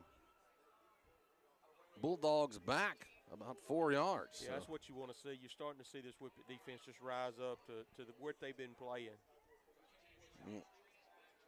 So that is Jordan Meeks back to punt it away. Let's go ahead and write his name on my roster so I only keep looking at yours, Jeremy. High snap. Meeks is going to try to get it off. He does. Whoa, it is a beauty. Yeah. It'll hit and take a great Greenwood bounce at the 30-yard line. It'll keep rolling down inside the 15-yard line down at the 12. Boy, it looked like J.T. Heron was going to get there, maybe get a block, but Meeks he's got a leg. Yeah, he booted it. Yeah, and the ball floated. The snap was floating back there, so it looked like it could have been a little high, but, man, he got it and booted it. Imagine what he could do with a good snap back there. I mean, that one just went a long, long way. But the Whippet offense is back out onto the field. They've scored their last 2 drives. We're missing something. Are we missing a football? I don't think we're missing a lineman. Yeah, Yeah, I thought the center. Yeah, I thought they were missing a football. Sometimes you look to the sideline and you see the football, but that time they needed an extra lineman out there. Whippets take over at their own 13-yard line. Caden Wade going to dip it off left side. Catch made by Sanford behind the line. He's hit. They got a yard, that's all. Oh, maybe 2. They give him the 15, so 2 yards. Good job out there on the defense by King. It'll be second down at 8. Second quarters for Whippets football, presented by Pickles Drugstore. Clock keeps rolling. Going to be under 8 minutes when the Whippets snap this one and get the playoff. 2 receivers to the right side. H-back lined up left is Schuler. Wade got a lot of time, going to throw over the middle, caught by Schuler right there. He's got enough for a first down up to the 26-yard line. Was that Schuler or was that Vance? Is it? Oh, it's Vance. Yeah, that's Vance. Yeah. That's Vance. Is there a flag? There is a flag. It's right in the middle of the field. Yeah, going to be a hold against Kosciusko, so that's one of those. Yeah, but we've seen Jack Vance in recent weeks. Come on. Yeah.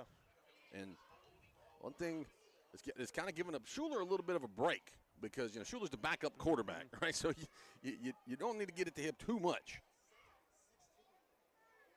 But second down, back him up about to 16 yards, back to the 8-yard line. So Wade's going to get a new play from his offensive coordinator. Sandifer moves from the right hip to the left hip.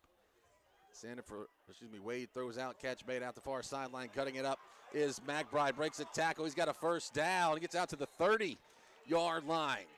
22-yard pickup and a serve pro first down. Just a little tunnel screen coming inside.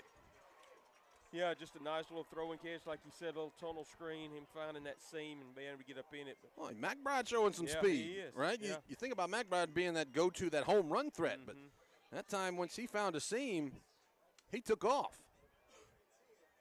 Okay, Caden Wade will run and get a play from the sideline.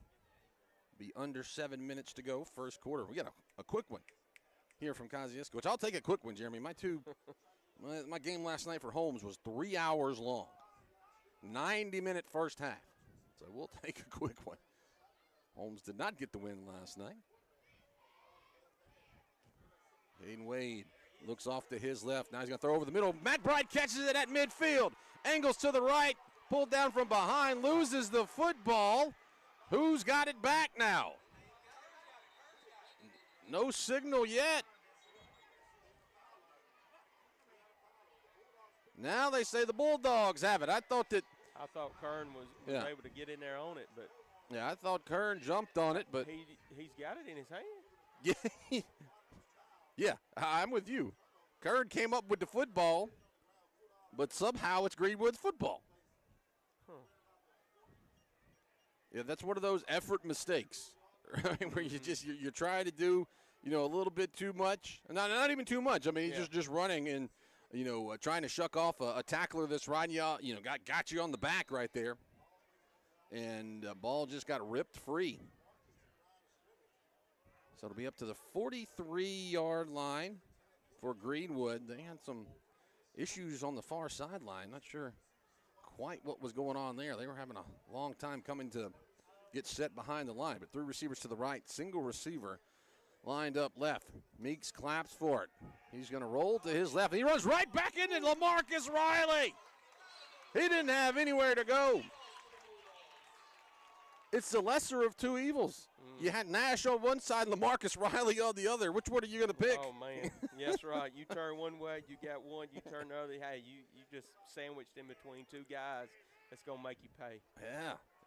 So Nash coming off the edge there. And then, as I said, Meeks tried to do a little spin move and spun into LaMarcus Riley. Riley having a big game. He's got a fumble recovery. Now he's got a sack. So Nick Seth comes back in the ball game. Also, T. Riley checks in for Rashad Harrington. Handoff goes to Gideon. And Gideon runs to the right, and he keeps the scrum moving forward. And the Whippets came away with the football, I think. The Whippets do have the football. J.T. Herron gets it. The Whippets recover the fumble. And I'm not even sure it was a fumble, Jeremy. I don't know if it ever hit the ground. I think he just stripped him. Yeah, because I didn't tell. All I saw was the scrum kept moving forward, and then I saw the Whippet defenders get, excited about something, and all of a sudden J.T. Herron has the football. So, yeah, I'm not sure that ball ever hit the turf, other than J.T. Herron might have just muscled it away from Juwan Gideon. However, it came to be in the Whippets' possession. It is Whippets football, set up with great field position, 1st and 10 from the Greenwood 33-yard line. Ball on the left hash. Caden Wade drops to throw. Now he's going to step up, run it out to his left. Now he's going to throw it down the field. Incomplete. And we got 2 flags come in.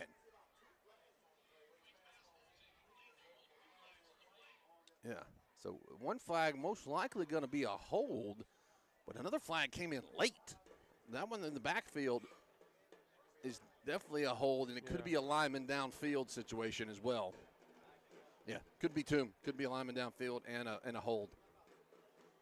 Yeah, whatever. They both look to be on Kosciusko because they went and talked to the coaches over there. Oh, it is indeed going to be against Kosciusko. Back him up. 10-yard penalty. Marked it off. As we've said a few times this year, they mark it off from the line of scrimmage now. There's no more. It's not a spot foul. If it's beyond the line of scrimmage, it's a spot foul. But if it happens in the backfield, mark it off from the line of scrimmage. So 1st down 20 now for Kosciusko with a 14-0 lead over Greenwood. Wade rolling out to his right. Now he's going to throw to Pierce through his hands, incomplete. Try to set up that little screen. Boy, there was Ford. He was right there on him. He's the one we talked about in the pregame. He just looks like an athlete, Jim. Yeah. One of those guys when you survey the field, you're like, that guy can ball. Yeah, he's just a long, lanky guy, and, man, he can run. Yeah. And you see right there, man, he sniffed that out, was right in there on Pierce before Pierce could pretty much get the football. Yeah, 6'4", 200 pounds junior. But, yeah, as I said, you just see him when he gets off the bus. That guy he knows ball. Yeah. That's 2nd down. But Whippets have a few guys that know ball, too. So they're up with the 14-0 lead. Break the huddle, get it with 3 on the play clock. Now Caden Wade dropping the throw over the middle. Caught by Pierce in the middle of the field. Sidesteps a man, sidesteps another man. And now he'll go down right at the 20-yard line for a Serve Pro 1st down. 17-yard pickup for Jabry Pierce. Yeah, and the nice Whippets. job right there. And it was a good job right there with Wade, just not allowing just the pressure there. He just stood in the pocket and, man, just threw a strike. And so 1st down, 10 for the Whippets, right at the 20-yard line. Whippets could be huge. They get a score right here. They're going to receive that 3rd quarter kickoff. So you get a score right here, and you hold Greenwood. And Whippets going to go under center here. I-form set. Handoff goes to Schuler. And the Whippets get about 3-4 yards on 1st down out of that I-form set to the big fullback. Jackson Schuler on the season. Had 11 carries for 35 yards coming into the ball game. That's his 2nd carry tonight. He had 4 touchdowns. CJ Sandifer, the leading rusher for Kosciusko, 84 carries coming into the night, 623 yards, 8 touchdowns. So 2nd down, about 7 yards to go from the 17. Handoff, Sandifer runs right, lowers his shoulder, gets it inside the 10. He's going to be right at a 1st down. Going to be enough. 7 yards, needed 7, got 7. Serve Pro 1st down. And is it going to be goal to go? I think it is. So, yeah, it's right at the 10. So it'll be 1st down, goal to go for the Whippets. So we talked about T. Riley in the, I think it was the coaches show yesterday, about him being the leading in average for the Whippets. 8 carries, 144 yards. What was that? 18 yards a carry, Yeah, something like right. that. Something like that. That is, isn't it? Caden Wade drops the throw. Now he's going to be pursued, and he's just going to have to eat it. He goes back to about the 18-yard line. All kind of white jerseys around him. And Greenwood watched the film from Louisville. Remember, at the end of the game last week against Louisville, we thought Louisville was bringing everybody. Teams realizing you can't let Caden Wade sit back there and throw because he can pick you apart. He's a surgeon back there. He can take you apart. So Greenwood bringing everybody that they can. So now you have the old traditional second and goal from the 18. A few weeks ago, I had a second and goal from the 31. I think in a Holmes game, second and goal from the 31. That's something you see all that often. Two receivers to the left, one to the right. Caden Wade looking, going to throw. Catch made by L.D. McBride. He's wide open. Breaks the tackle, gets it inside the 10, close to the 5. It'll be about around the 6-yard line. So it is third down, goal to go from the 6. It's a 12-yard pickup. They just left McBride wide open out there. I believe they're going to have to make some adjustments at halftime, and they're going to know where number 10 is. Yeah, I believe they're going to have to. You don't leave number 10 open like that. But Whippets, third down and goal from the 6, and now they're going to go to the I form. Did the ball come out? Yeah, the ball came out. Ball came out, and Greenwood recovers. Some issues on the snap there. Whippets tried to go a little quickly, maybe tried to catch Greenwood off guards, and had some issues on the snap going under center. Recovered, and they're going to put it at the 7-yard line.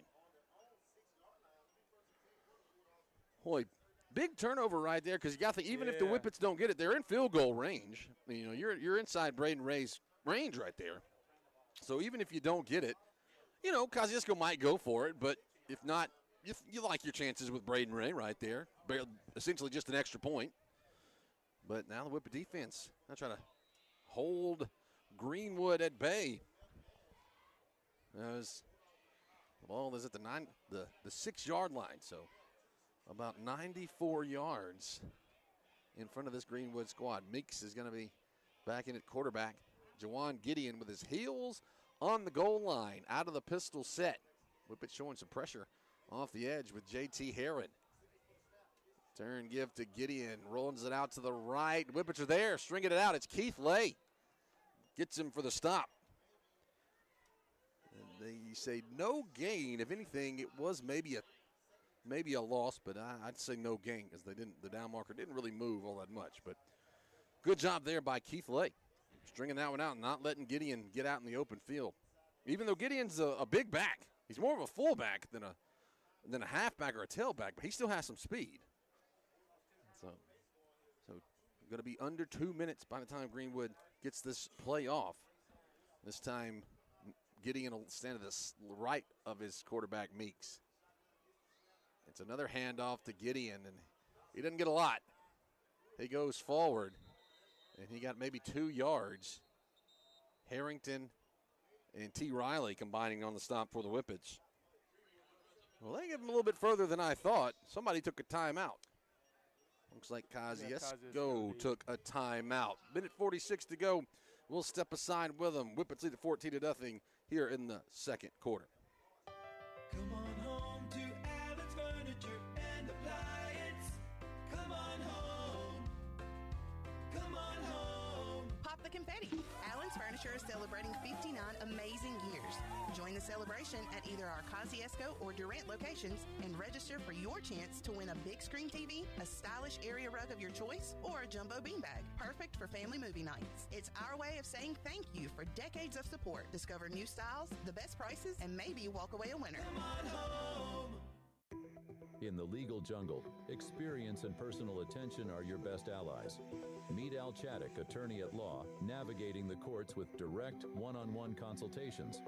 No middlemen. This does not indicate expertise therein.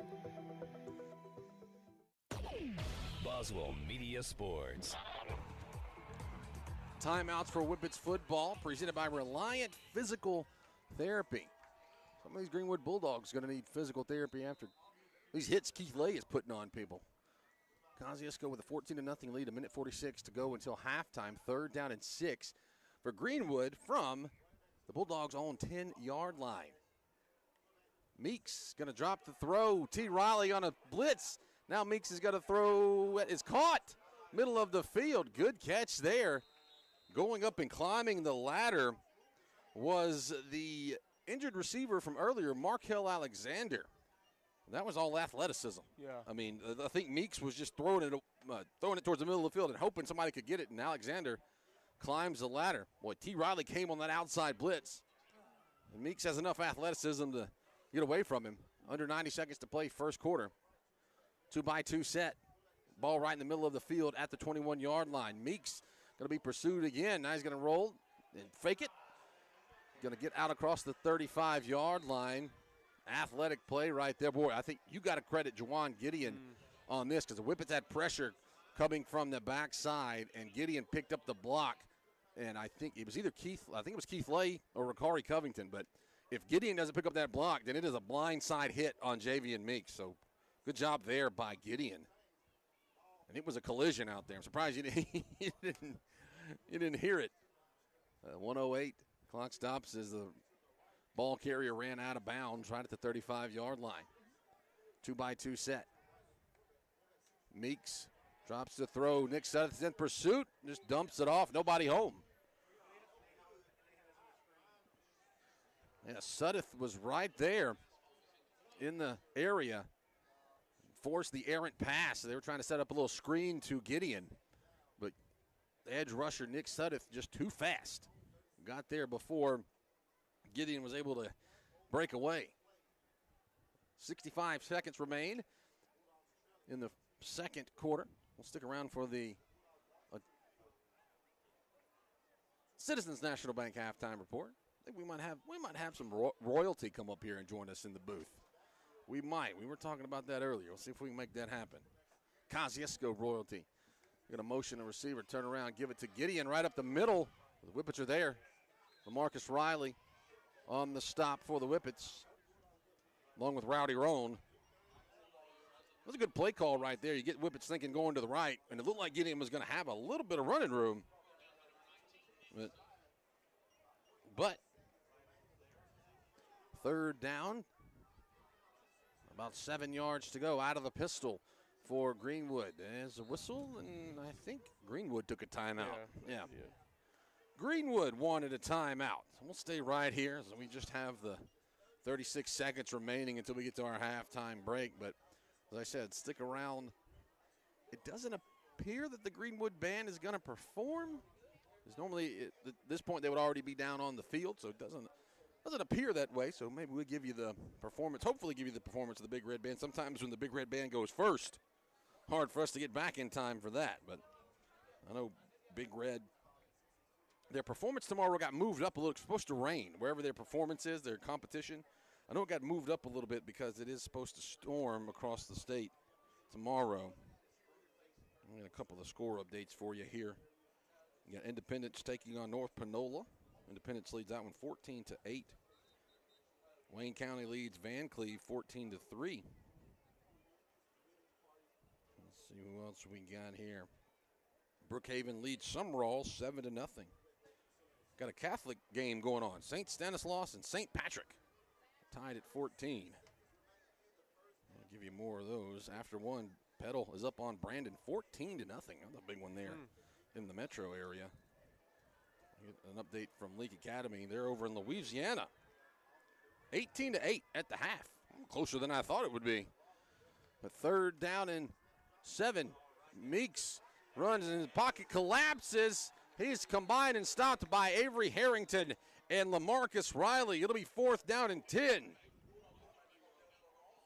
So Riley and Harrington, the Whippets take a quick timeout. They want an opportunity to put some points on the board right here before the half. Why not? You can't take them with you to the second half. Might as well use them. Yeah, it'd be nice to be able to get a score before going in here at the half. Yeah. So 4th down, but we know what Meeks can do with his punts, and that was on a bad snap. That's right. Imagine if he gets a good snap. And you wonder right here what you're going to do. They're probably going to put some pressure Yeah, as you slow think- as those snaps have been and Yeah. maybe try to get something going. Yeah, right you here. might just bring all 11. Are they going to? No, it looks like Roundtree Yeah. is going to go back. But sometimes you put all 11 men up there and try to get that pressure on the punter. But, yeah, as you said, Jeremy, the snaps have not been great on this punt team for Greenwood. But Meeks is going to stand back around his 20-yard line.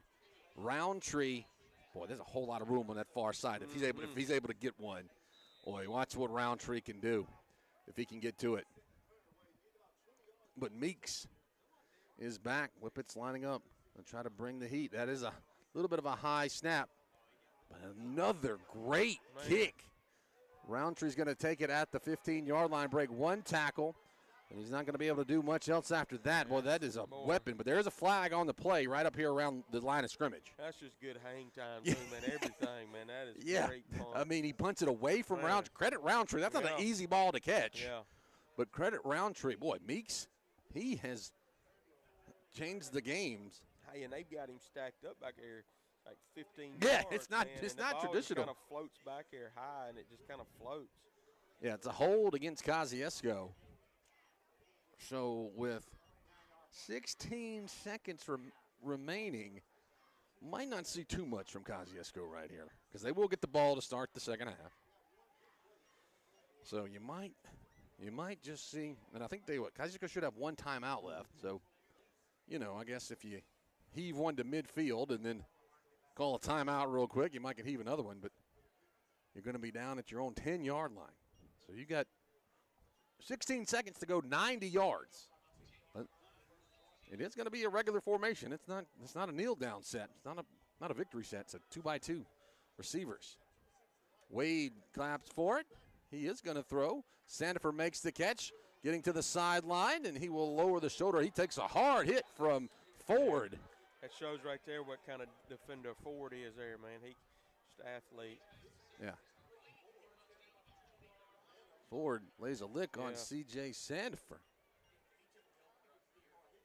And so Sandifer took a big hit, and he'll take a rest here. Probably going to be an empty backfield anyway with only 8 seconds left. You might just see Caden Wade throw it. So Whippets get another receiver in. It's going to be William Rankin. So you got McBride and Rankin to the right. To the left, you got Schuler and Pierce. They're going to motion Roundtree out of the backfield. Wade steps up, going to throw McBride off his hands. Incomplete. 4 seconds remain.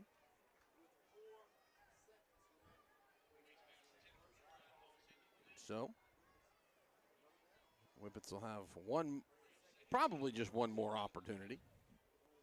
Down in distance, kind of moot right now. As it is, it's second down and 10 from their Whippets' own 29-yard line. Now they're going to take a knee. Now the Whippets want to take a knee and get it inside the locker room. So there's the knee, the kneel down, and that's it at the half. Kosciusko leads it 14-0. We're back after an extended break here from Boswell Media Sports. For 87 years, we've been your biggest fans. Rest assured, while you are cheering on your favorite team this season, Central Electric's team is working around the clock to provide reliable service year-round. Whether building power lines in extreme weather conditions or restoring power on a stormy night, Central Electric employees take your electric service seriously. We will be there to keep the game on. So enjoy this football season and take comfort in our team's reliable service all year long. It's our commitment to you, serving you since 1937. This institution is an equal opportunity provider and employer. Craving the simple goodness of farm fresh dairy? Discover the difference with Prairie Farms Dairy. Proudly farmer owned, always fresh. From milk to ice cream, butter to irresistible frozen treats, every product comes straight from our family to yours. Experience the taste of real farm fresh quality in every bite and sip. Look for the Prairie Farms brand at your local grocery store. Prairie Farms Dairy. Farm fresh goodness. From our family to yours, every single day. When an electrical shortage in your office causes extensive smoke and water damage, or that musty odor indicates you might have a mold problem, you need a lot more than just help cleaning up. That's why Serve Pro of Kosciusko, Philadelphia, Greenwood is where you turn when disaster strikes. We offer all the cleanup and construction services to take your home or business from post-disaster to as good as new as soon as possible. So no matter what happens, there's just one call you need to make. Serve Pro of Kosciusko, Philadelphia, Greenwood to see how they can help you get back to like it never even happened. Franchises are independently owned and operated. Imagine a gym that never sleeps. Just like your fitness goals. Homes Healthplex is open 24/7. Giving you the freedom to work out on your schedule. Not hours. Wave goodbye to those pesky joining fees. And hello to unlimited access to cardio machines, weights, and group classes like Pilates and spin. All included in your membership. Find us on Highway 12. Where your fitness journey awaits around the clock at Homes Healthplex. Be prepared for life's uncertainties with the correct insurance coverage from the Atala County Farm Bureau. Let's talk about change. Sometimes change is good. Sometimes change is scary. But what is certain is that everyone will experience change. The Atala County Farm Bureau's review program is designed to identify the changes that need to be made in your insurance coverage. Wayne Blaylock and James Metters invite you to stop by for your Farm Bureau Get Real review. Let them help you be prepared for change. Atala County Farm Bureau on the north side of the square in Kosciusko. This is Allison Schuler, Chief Nursing Officer at Baptist Memorial Hospital Atala. Are you tired of traveling for cancer treatment? Now you don't have to. The new Cancer Treatment Center at Baptist Memorial Hospital Atala is now open, offering expert oncology care, infusions, and support services right here in Kosciusko. That means less time on the road and more time where it matters most, with your loved ones. Call 662-289-9893 today to learn more or ask your doctor about receiving treatment close to home.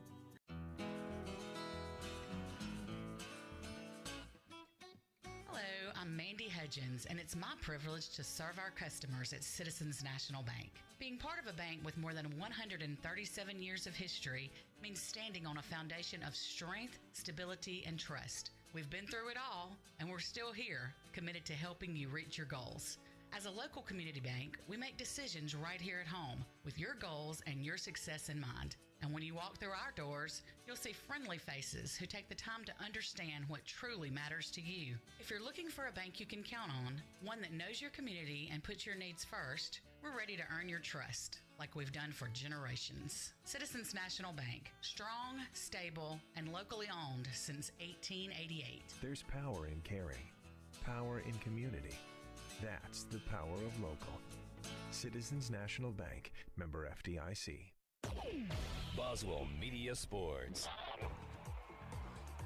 It's the Citizens National Bank halftime report at the intermission. Kosciusko with a 14-0 lead over the Greenwood Bulldogs in a crucial Region 4 4A showdown with a home playoff game potentially on the line. You don't mathematically get a playoff game if you win this one. It just goes a long way to helping the Whippets or the Bulldogs, if they're able to come back and win, get a home playoff game. Big Red Band is out on the field getting ready to perform. When they start, we will turn it over to them and let you watch that. If you're listening on the radio, you can go to breezynews.com or go to the Breezy 103 FM YouTube channel and get the live feed of that. I spoke to longtime director Mickey Grove, helps with the band here, and it is at Itawamba Community College tomorrow. That is where the Big Red Band will be performing,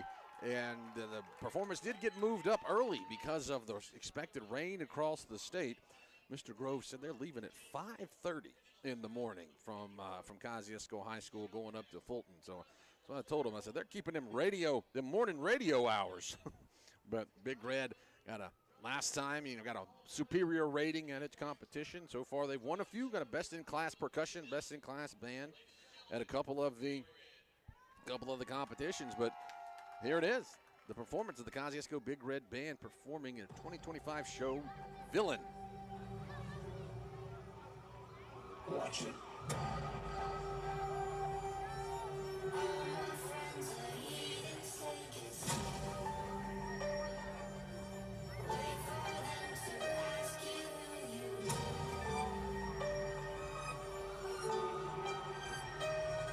caution. Calling all units. Calling all units. The suspect is a crime syndicate known as the Kosciusko High School Band. They are conducted by drum majors Sarah Coleman and Hannah Beckham. Proceed with caution and avoid the deceiving heathens at all cost, or you will become a villain yourself.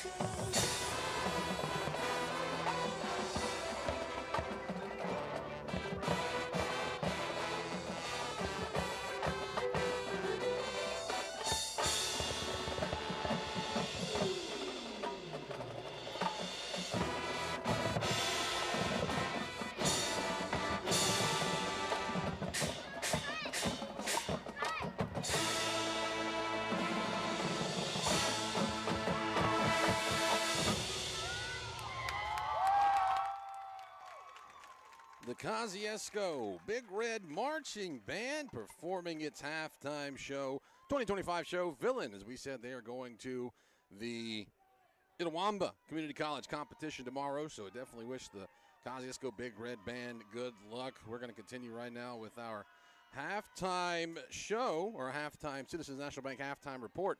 It's the Whippets 14, the Kosciusko, the Greenwood Bulldogs nothing. I'll get it right in a minute.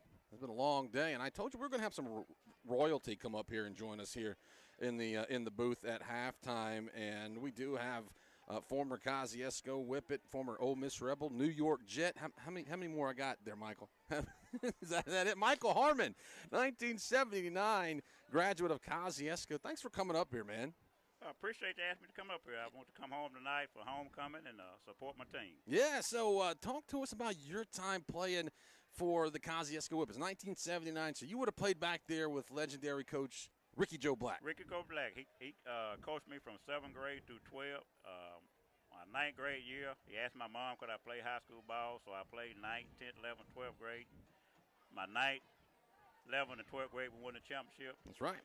So we had a pretty good team back there, and great fans, great coaching, and I really missed those days. Yeah, what year was it? They played in the Mississippi Bowl.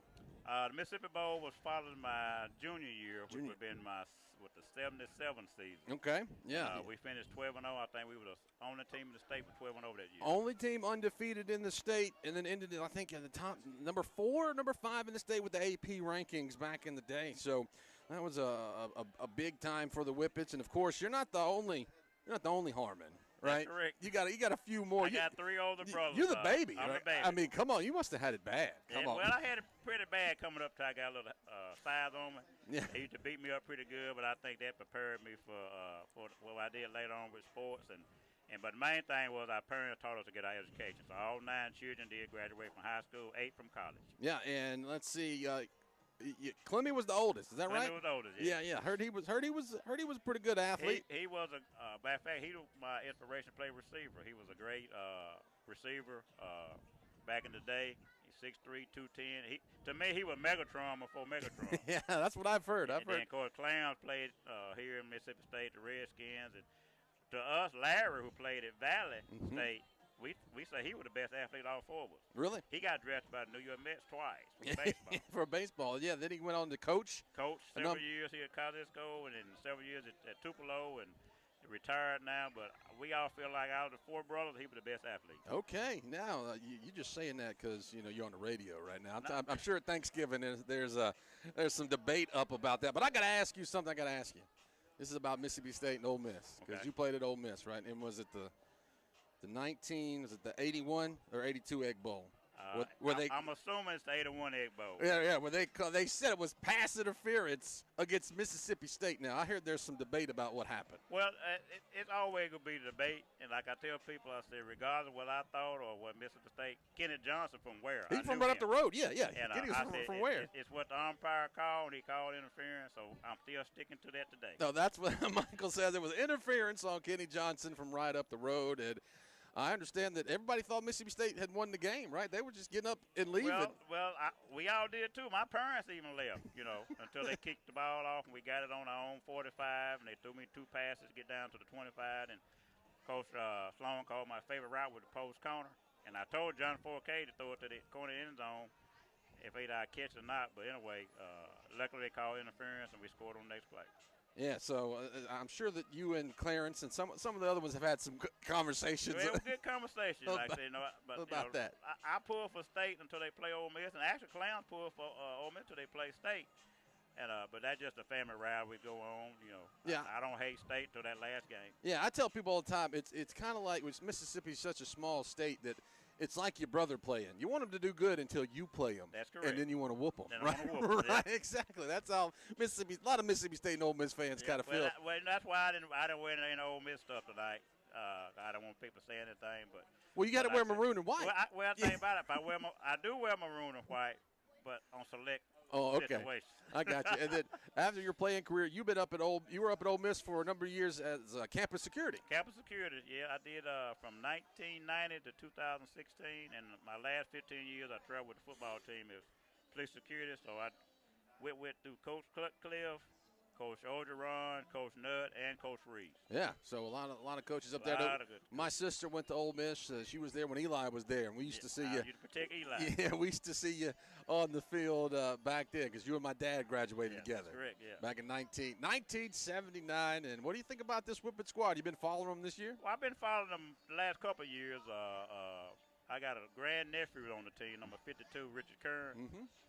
So I've been following them pretty good. But the last 2 years, I've really been following them. And I was going to make it to Louisville last week, but I couldn't. But I'm just glad to see the Whippets doing well. Yep.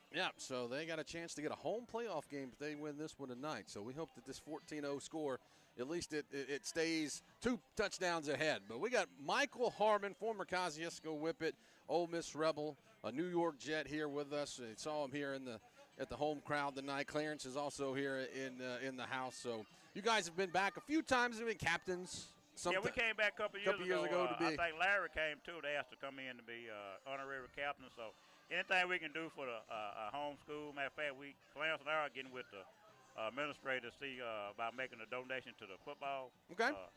Or just sports in general. Yeah. And I hope we can get that done soon. That's cool. Well, Michael Harmon, former Whippet, joining us here on the Citizens National Bank Halftime Report. We appreciate you for stopping by and making time. I said I teed it up in the first half. I said, we got Kosciusko royalty coming on, and it lived up to the hype. Well, Michael, we appreciate you for stopping by. We're going to take a break. When we come back, we'll have the second half.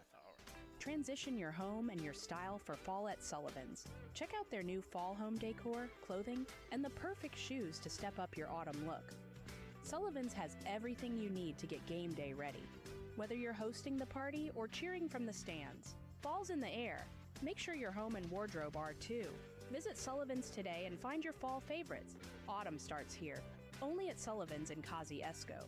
Football season is back. Whippets hold them out of the end zone. Friday nights will be packed with hard hits and tough plays. And at Reliant Physical Therapy, we're here to help you bounce back stronger. Whether you're a Whippet on the field or a fan in the stands, our expert team delivers results you can feel. From shoulders and elbows to backs, hips, knees, and ankles, our therapists treat the whole body with care and precision.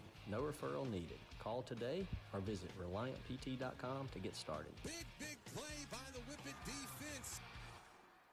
Gear up for deer season at the Attala County Co-op.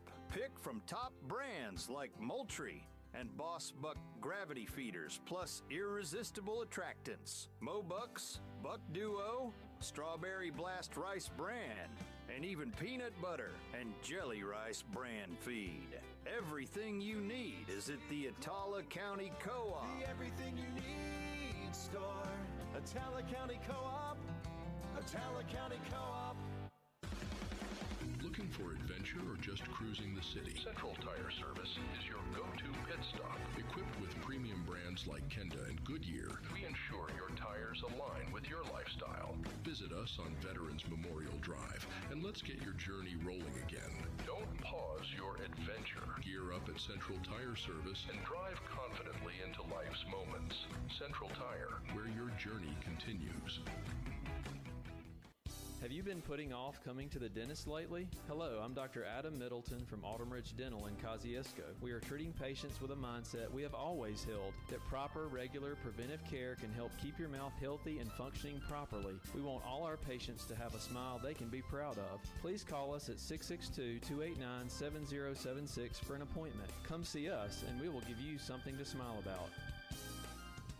Hi there, mate. Joey Roo here. Introducing our brand new Roo Wing Station. Now open at Kangaroo Crossing on Veterans Memorial Drive in Kosciusko. Choose from 8 bold flavours: teriyaki, lemon pepper, parmesan garlic, barbecue, buffalo, sweet red chili pepper, mango habanero, and honey hot. Satisfy your cravings every Thursday, Friday, and Saturday. Don't miss out. Bring your friends, taste them all, and discover your new favourite flavour at Roo Wing Station at Kangaroo Crossing on Veterans Memorial in Kosciusko.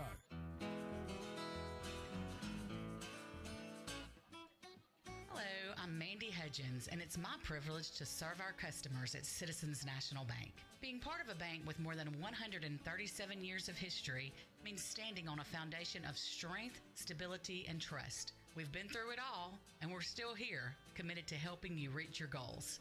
As a local community bank, we make decisions right here at home with your goals and your success in mind. And when you walk through our doors, you'll see friendly faces who take the time to understand what truly matters to you. If you're looking for a bank you can count on, one that knows your community and puts your needs first, we're ready to earn your trust, like we've done for generations. Citizens National Bank, strong, stable, and locally owned since 1888. There's power in caring, power in community.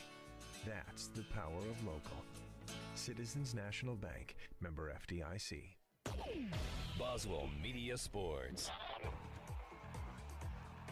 That's a wrap on the Citizens National Bank halftime report. Kosciusko leads it 14-0, but quickly we'll turn it over to Jeremy for a quick look at a recap and some stats. Not much to recap on a 14-0 ball game. That's right. We get two-score game, and those two scores came on back-to-back possessions when you really look at it. Second possession, Kosciusko had the football, but, hey, nobody scored until Kosciusko scored with 21 seconds left to go in the first quarter and took the lead and went 8-0 at that point, and then turned right around on the kickoff and was able to recover a kickoff. Bonslater recovered a kickoff, and then the Whippets took advantage of that turnover, and at the 11-13 mark in the second quarter was able to put it in the end zone.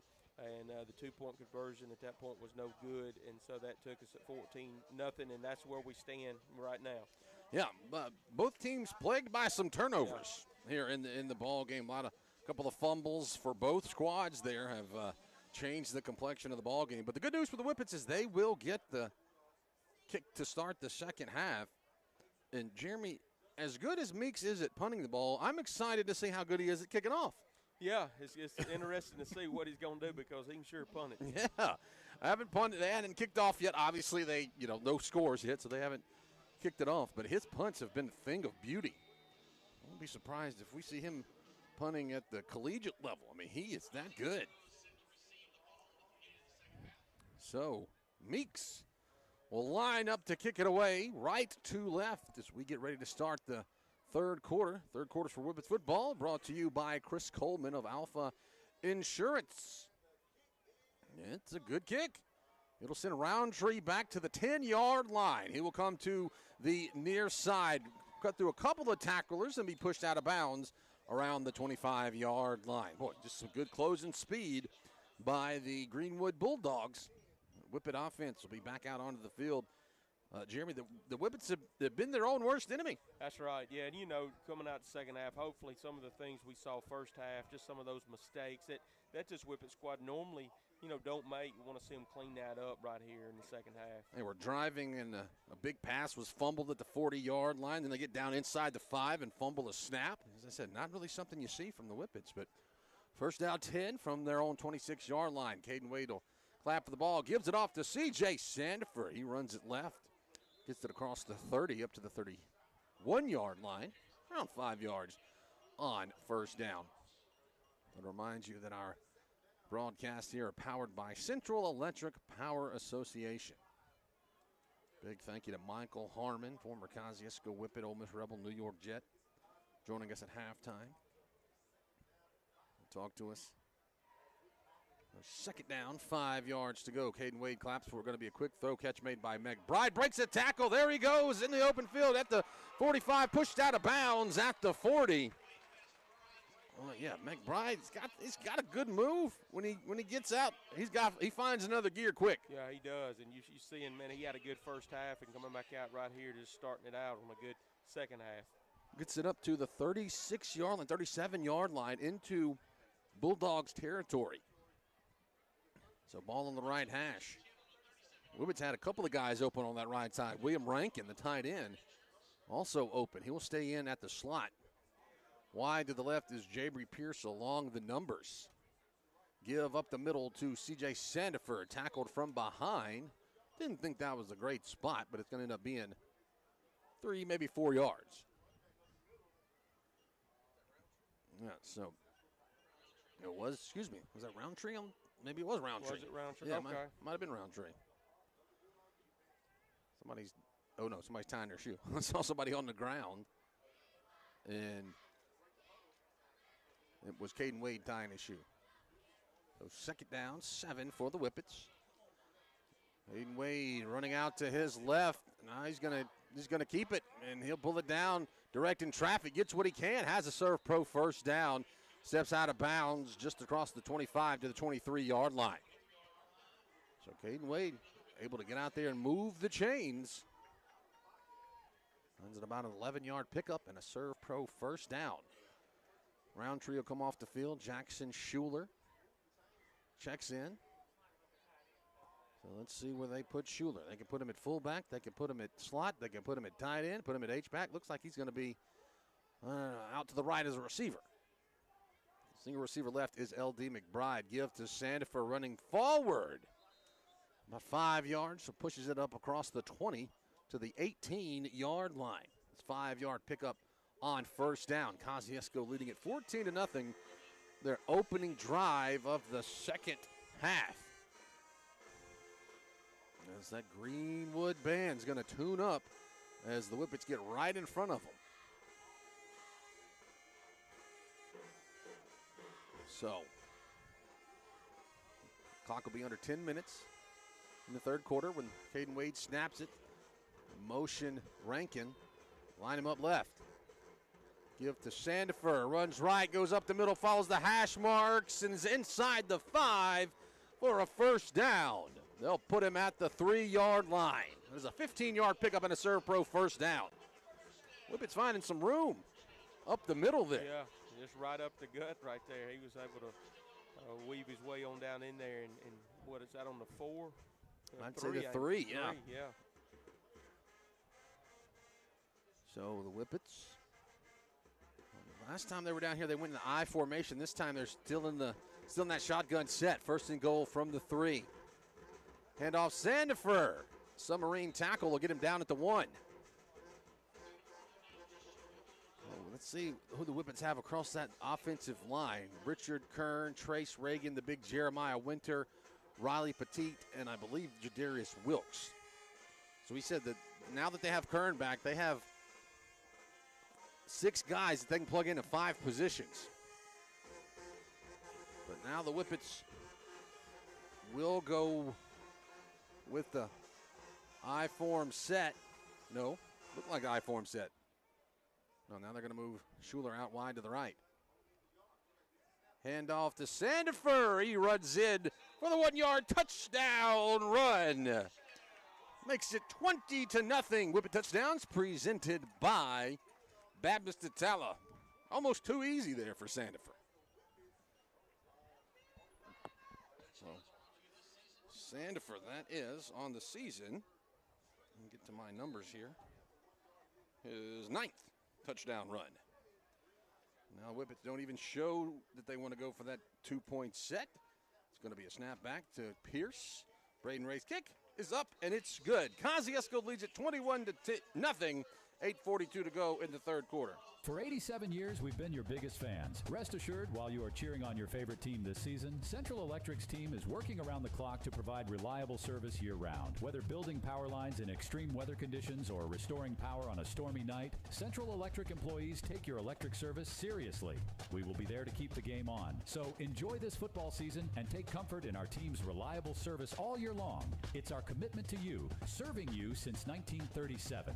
This institution is an equal opportunity provider and employer. This is Allison Schuler, Chief Nursing Officer at Baptist Memorial Hospital Atala. Are you tired of traveling for cancer treatments? Now you don't have to. The new Cancer Treatment Center at Baptist Memorial Hospital Atala is now open, offering expert oncology care, infusions, and support services right here in Kosciusko. That means less time on the road and more time where it matters most, with your loved ones. Call 662-289-9893 today to learn more or ask your doctor about receiving treatment close to home. Boswell Media Sports. After the timeout, Braden Ray's kick hits at the 10-yard line and rolls into the end zone for a touchback. Kosciusko goes down the field 75 yards and caps it off with a touchdown run by C.J. Sandifer. They have a 21-0 lead. Those score updates brought to you by Sullivan's Drugs and Gifts. And one update we wanted to give you. Last time we saw it, it was a tight one between Choctaw County and Noxubee County. That is 0-0 at halftime. That is a murderer's row in that division. Winona, Choctaw County, Noxubee. I mean, that is the SEC West of high school football right there. But that's a close one there in that division. So we'll continue to follow those games for you. We had an update from South Mississippi. Columbia trailing Tylertown. Columbia's the number 6 team in the state. That's a big game there. Javian Meeks, there's a whistle and a stoppage before the play even starts. False start against Greenwood. Columbia's the number 1 team in 4A according to the Mississippi Gridiron rankings. Show you the kind of respect Kosciusko gets. Last week, Louisville was number 2. Kosciusko was number 3. Kosciusko loses. They're still number 3. Shows you the type of respect that the polls have for Kosciusko in that ball game, knowing that 1 or 2 plays could have gone either way. But Kosciusko number 3 in 4A. But Columbia has been rolling down there in the South. I mean, when your stadium's named after Walter Payton, you got a lot to live. You got a lot to live up to. First down, 15. Backed up at the 15 are the Bulldogs. Fake it. Meeks running out to his left. Nobody there going to reverse his field. He gets run out to the right and goes back in the middle of the field, and the Whippets get him down at the goal line. Avery Harrington gets him. Actually, they give him forward progress to the 4, but it's still going to be a loss of 11. Rashad Harrington on the tackle. Just showing you Meeks. He was able to do the old PlayStation play right there, but the Whippets had him contained. Reversed his field a couple of times. So second down, 27-28. Like second down in Singleton. A long way to go. Might even be second down in Carthage. Under 8 minutes to play. The Bulldogs backed up in their own end zone. Give us to Gideon. He'll run forward, spins out of a tackle, but goes down. Still got to be a decent gain. Just to give himself a little bit of breathing room. Brought down by T. Riley for the Whippets. But it's still going to be third down. And not Singleton now, it's Dawsville. Third down and right there, the Leake County line. Good job by T. Riley. Juwan Gideon's good back, big guy. So third down around 19. Out of the pistol this time with one receiver to the left. Handed off to Gideon. The Whippets have him wrapped up. And then there's an errant face mask is going to give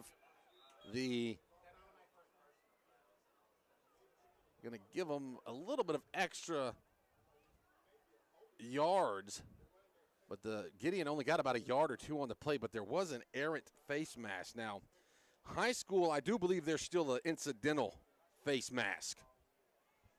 So I think if it's an incidental face mask, it's just going to be a fine. They did away with that at the college level.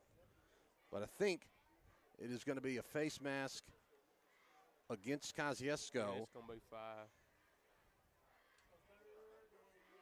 And it is the incidental kind. Yeah, I believe it was LaMarcus Riley. It was one of those he was just trying to grab, and his hand got caught up there. As I said, nothing egregious at all. But in high school, still have that incidental. So it's just the 5-yard variety. But it'll be third down and about 12 now. Maybe 13. But backed up to the 17-yard line in their own territory are the Bulldogs. A couple of H-backs lined up in the ball game. Almost like wingbacks. Meeks on the keeper. He runs forward, but he runs right into LaMarcus Riley.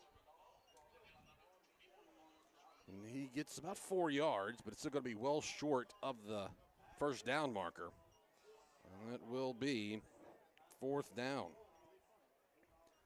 Boy, this is becoming an exciting part of the game, Jeremy, for me, is watching Meeks, what he can do punting the ball. I mean, he has been impressive. And so Roundtree's going to be able to stand right around the K logo at midfield. But he's a little bit closer this time. Yeah. Oh, last time he was like 20 yards behind. Oh, I know it. He may. They snapped it to Hesterville last time. There's a good snap.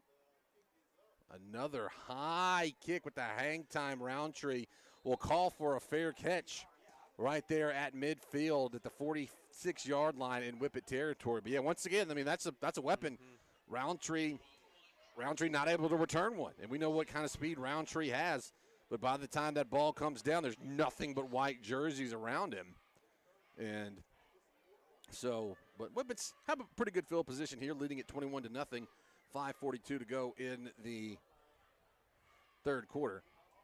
Jeremy, I think you were on a research mission there at halftime that maybe the Frederick Ford is got a famous dad over there in Greenwood. Yeah, I believe he is the head basketball coach over at Greenwood. So you can see a lot of similarities when you kind of look at both of those guys. Greenwood, a good basketball program over there. High snap to Caden Wade. He's going to step, but he's going to throw down the sideline. He is aiming. That is incomplete. Put it right on the money, and the defender fell down. Jabry Pierce, I believe. No, that's Roundtree was the intended receiver. Yeah, Roundtree, it's going to be hard to cover him one-on-one. They did have safety. It was Meeks, the punter. They did have some safety help over the top, but Whippets going for the home run ball right out the gate from midfield. It'll be second down, 10 yards to go for the Whippets. Sandifer going to be your running back. H-back lined up left. I believe that's Vance.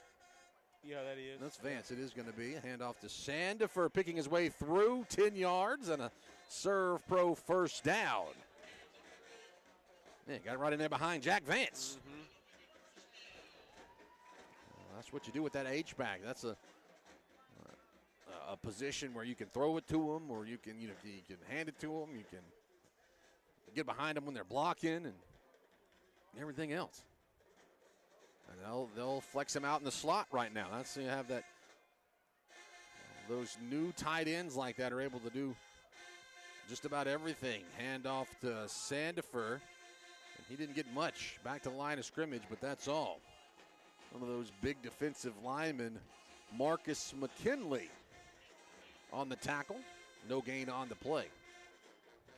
Yeah, Jeremy, ever since Gronk was a tight end, that's kind of the new standard for tight ends, right? That's what you look at. Actually, they say he lost a yard on the play. But, yeah, so that's kind of what you see out of Vance and Schuler. You know, it used to be just a big guy that was an offensive lineman that could kind of catch the ball. Not like that anymore. See, Vance is lined up out wide to the right here. Greenwood moves, jumps off side a little bit. So it will give the Whippets a second down and around 6 yards. Looks like Trace Reagan going to come in, give some relief to Richard Curd. Boy, the Whippet offensive line is grooving with the Greenwood band. See him out there. You see Jeremiah Winter and Riley Petit they're feeling it out there. The Greenwood band's feeling it over there too. They're jumping up and having a good time on that far sideline. Throw out, catch made by Jabry Pierce. He's into the open field, down the sideline, breaks a tackle, pushed out of bounds at the 15. Big pickup for the Whippets. 24 yards and a serve pro first down. Boy, faked me out, thought he handed it to Sandifer. It was a nice play fake right there for sure. So they don't quite give him the 16-yard line. But L.D. McBride lined up to the left. I got Schuler and Vance both in the ball game. Vance is your H-back. Schuler in the slot to the right. Hand off. Sandifer takes it off right tackle. Tackled at the 12-yard line. About a 4-yard pickup. But Kosciusko just methodically controlling the tempo here. Well, now we got T. Riley coming into the ball game. And we told you we averaging 18 yards a carry. Our player of the game last week had a touchdown against Louisville. So T. Riley, we're at the 12. So if he's averaging 18 yards, he's going to need to score right here. See what he can do right here. But he'll stand to the right of his quarterback, Caden Wade. Second down, around 7 to go. They do give it to Riley. The ball is on the turf. Who's got it? Caden Wade has to jump on it. So miscommunication right there between running back and quarterback, which happens when you have a new running back come into the ballgame. Not unheard of. But backs the Whippets up. 3rd down and 11. They'll place it right around the 17-yard line. They can't get a first down. First down right between the 5 and the 6. Too wide to the left. H-back left is Vance. I'd watch the L.D. McBride one-on-one coverage down here. Nope, they are going to give it to T. Riley, and he's got it up the middle. He's going to be close to a first down. Almost on his average. You got, 12? 4th and inches. I'll bet Kosciusko go for this. Yeah, Kosciusko going to go for it, or at least appear to go for it. They might call a timeout, but see if Greenwood will give them an easy one, a free one. Or are they going to go I-form set? They will go to the I. I'd watch it to Jackson Schuler here. 4th and inches. Keeper by Caden Wade. He'll have the first down. He keeps going and got a touchdown. Caden Wade goes in from 6 yards out for a touchdown. Somebody's banged up out there for Greenwood. He gets up and he's slipping off under his own power, but Whippets touchdowns brought to you by Baptist Atala. Yeah, Whippets just wanted a yard. Come away with 6 points on the old brotherly shove, if you will. Greenwood is going to try to run a guy on late. The Kosciusko makes the PAT, but Greenwood had a guy technically offside. I imagine Kosciusko would decline that penalty, and 28-0 would stand with 1:50 to go in the 3rd quarter. When an electrical shortage in your office causes extensive smoke and water damage, or that musty odor indicates you might have a mold problem, you need a lot more than just help cleaning up. That's why Serve Pro of Kosciusko, Philadelphia, Greenwood is where you turn when disaster strikes. We offer all the cleanup and construction services to take your home or business from post-disaster to as good as new as soon as possible. So no matter what happens, there's just one call you need to make. Serve Pro of Kosciusko, Philadelphia, Greenwood to see how they can help you get back to like it never even happened. Franchises are independently owned and operated. Football season is back. Whippets hold them out of the end zone. Friday nights will be packed with hard hits and tough plays. And at Reliant Physical Therapy, we're here to help you bounce back stronger. Whether you're a Whippet on the field or a fan in the stands, our expert team delivers results you can feel. From shoulders and elbows to backs, hips, knees, and ankles, our therapists treat the whole body with care and precision. No referral needed. Call today or visit ReliantPT.com to get started. Big play by the Whippet defense. Boswell Media Sports. Kosciusko leads Greenwood 28-0. Braden Ray's kick will be fielded at the 35-yard line. This time the return man gets it and steps out of bounds. Earlier in the ball game, the Whippets jumped on one of those. They just let it roll by the wayside, and the Whippets ran down there and got the free kick. Got an update for you on our Sullivan's Drugs and Gift scoreboard. Choctaw County leads Noxubee 7-0. I don't have a time frame on that one. No, it's in the second half because earlier we had a halftime score for you, but Choctaw County, defending 3A state champs. That's the rematch of the 3A state championship game from last year because Noxubee County was in the south last year. They moved back to the north. So, yeah, that's a rematch that the Choctaw County Chargers won last year, led by Caleb Cunningham. Of course, Whippets saw them earlier this year in a good ball game here at Landrum Field.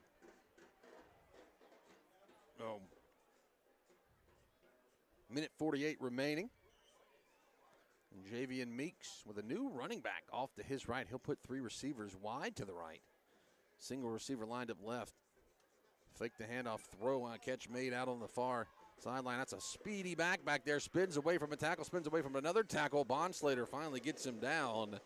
Gregory Connor was the receiver.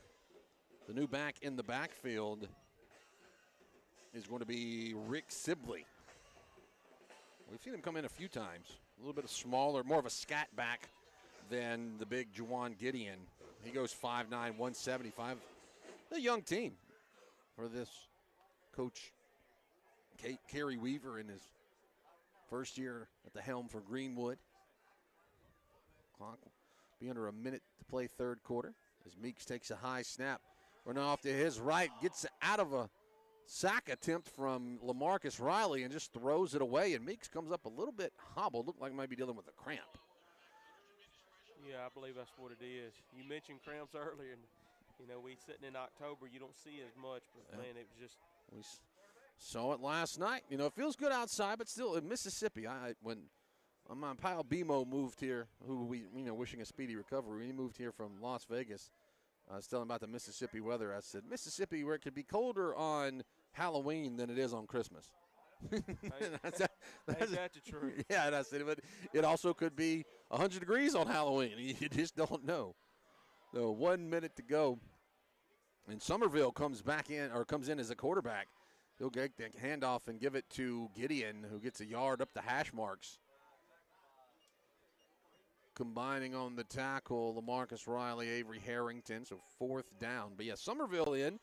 We said that they've kind of gone back and forth throughout the season, but this time in this game it's been all Javian Meeks. But Somerville, more than capable of leading the offense. Fourth down, 3 yards to go. Ball on the right hash. They got to get it to 50. We got to get across the 49 to the 50. They will have to snap it. I don't like they were trying to take it down, but there's 10 seconds difference between the game clock and the play clock. So they're going to have to snap it right here. Unless they're going to take a timeout. No, they're going to take a timeout. Fourth down, 3, timeout. 11 seconds to go in the third quarter. Whippets with a 28-0 lead. Looking for adventure or just cruising the city? Central Tire. Have you been putting off coming to the dentist lately? Hello, I'm Dr. Adam Middleton from Autumn Ridge Dental in Kosciusko. We are treating patients with a mindset we have always held, that proper, regular, preventive care can help keep your mouth healthy and functioning properly. We want all our patients to have a smile they can be proud of. Please call us at 662-289-7076 for an appointment. Come see us and we will give you something to smile about. Come on home to Allen's Furniture and Appliance. Come on home. Come on home. Pop the confetti. Allen's Furniture is celebrating 59 amazing years. Join the celebration at either our Kosciusko or Durant locations and register for your chance to win a big screen TV, a stylish area rug of your choice, or a jumbo beanbag. Perfect for family movie nights. It's our way of saying thank you. Out of the timeout, Coach Weaver wants to kick it away. Meeks, another high snap, but another good kick. This one doesn't quite have the hang time. Sort of a line drive, but Roundtree with the sure hands catches it at the 23-yard line. Those timeouts are brought to you by Reliant Physical Therapy. Kosciusko with a 28-0 lead. We have exactly 5 seconds remaining here in the third quarter. Trying to give you some score updates from around the state. A lot of big games going on. The last one I had, Germantown was up on Oxford. That's a big one. Let's see, last I heard, Germantown was up 21-14 over Oxford at the half. That's a big one in Region 2, 7A.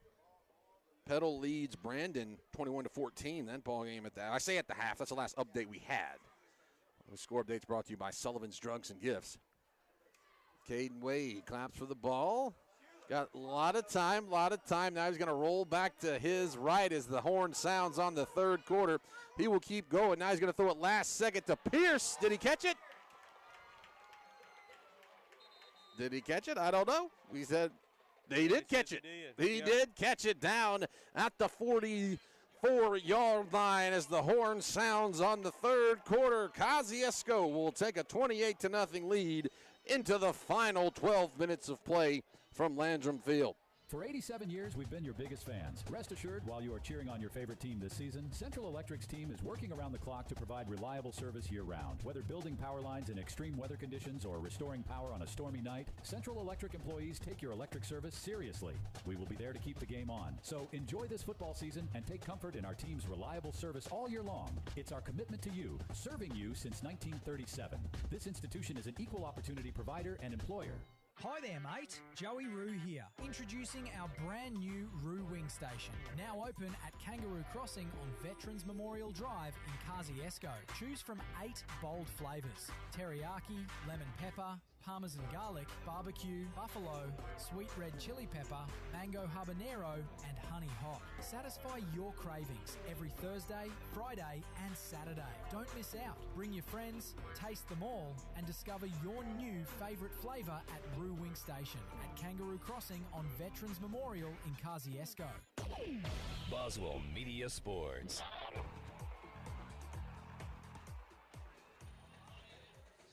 Start the fourth quarter. Kosciusko leads it 28-0 over Greenwood. Breck Riley, Jeremy Tillman here with you from Whippets Stadium. Jeffrey Mitchell off to our left on the camera and the computer. Donald Bain back in the studio. Fourth quarters for Whippets football brought to you by Kangaroo Crossing. Heard him talking about the wing station. Still hadn't tried out the wing station just yet. The late handoff goes to Sandifer. He's double teamed after he gets a yard.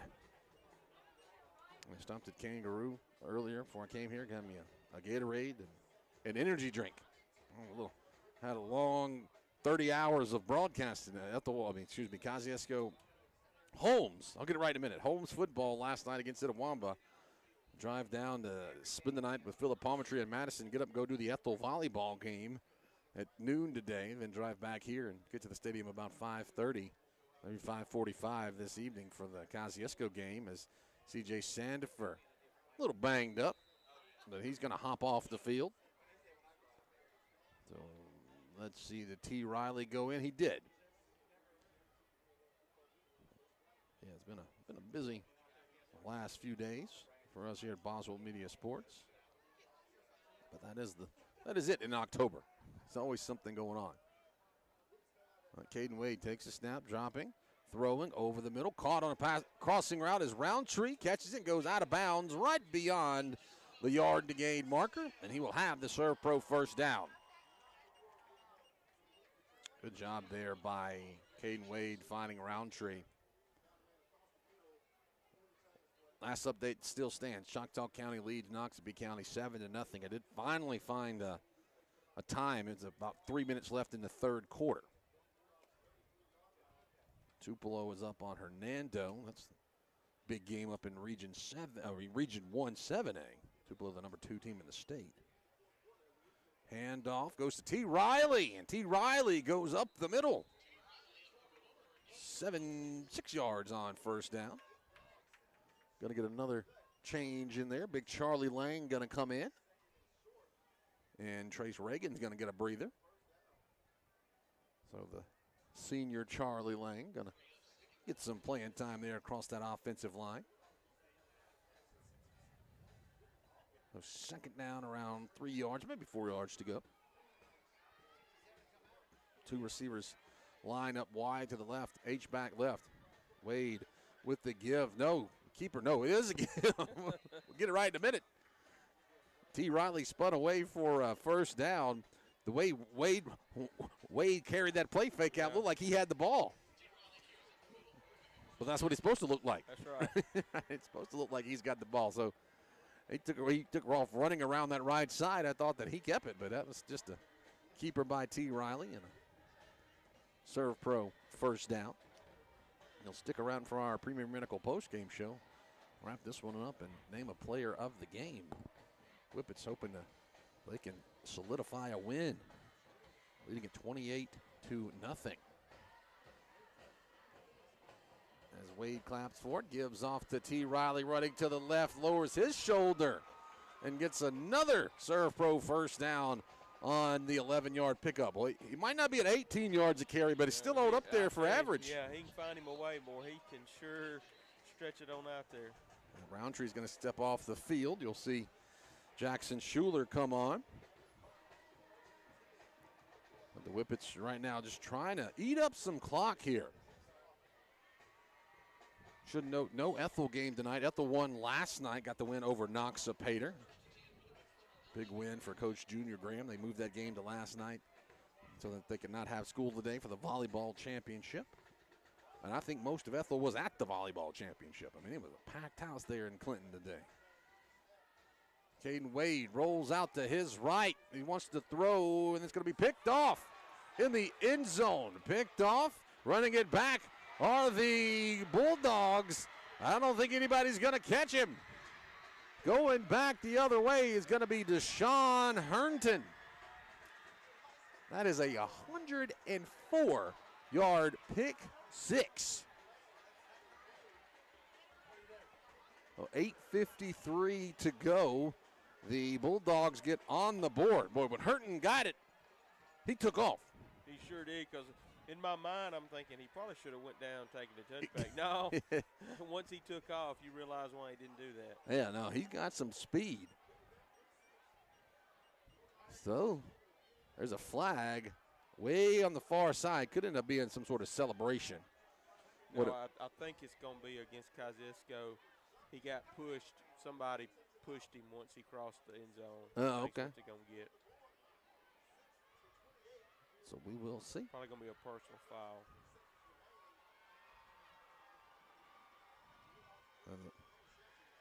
It is going to be, touchdown is good. Dead ball, personal foul against Kosciusko, and they're going to have it assessed on the kickoff. So, yeah, so there you go. That's the personal foul. But as Jeremy said, must have been something like after the goal line, you know, a push or something out of frustration. But 8:53, Meeks, a little bit of a high snap. Kick gets up, and it's good. 28-7, Greenwood gets on the board. A 100-plus yard pick six. We'll step aside for 60 seconds. For 87 years, we've been your biggest fan. Premier Medical Group in Kosciusko is proud to welcome Dr. Jenny Kate Miles and Dr. Helen Turner to their team. Whether you need a checkup, ongoing care, or a trusted provider for your family, Dr. Miles and Dr. Turner are taking new patients. Schedule your appointment today. Call Premier Medical Group at 662-289-1800. Premier Medical Group, PMG, good health is our priority.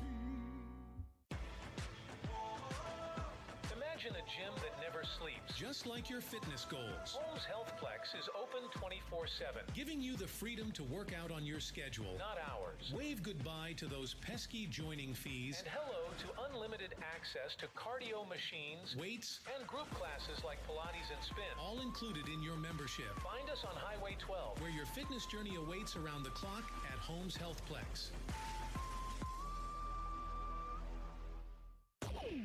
Boswell Media Sports. Greenwood gets his first score of the ball game here in the fourth quarter on a long interception return from about midway. I think officially in high school they can only be 100 yards, but technically it would have been about 105 because he caught it right in the end zone. But now, after the personal foul penalty, the Bulldogs are going to kick it off from the Whippets' 45-yard line. You would think could be a possible onside kick scenario. We'll see what Meeks wants to do. He is going to onside kick it. But the Whippets get down on it and cover it up. Good job there on the onside recovery. You see Mylan Johnson, not Mylan Johnson.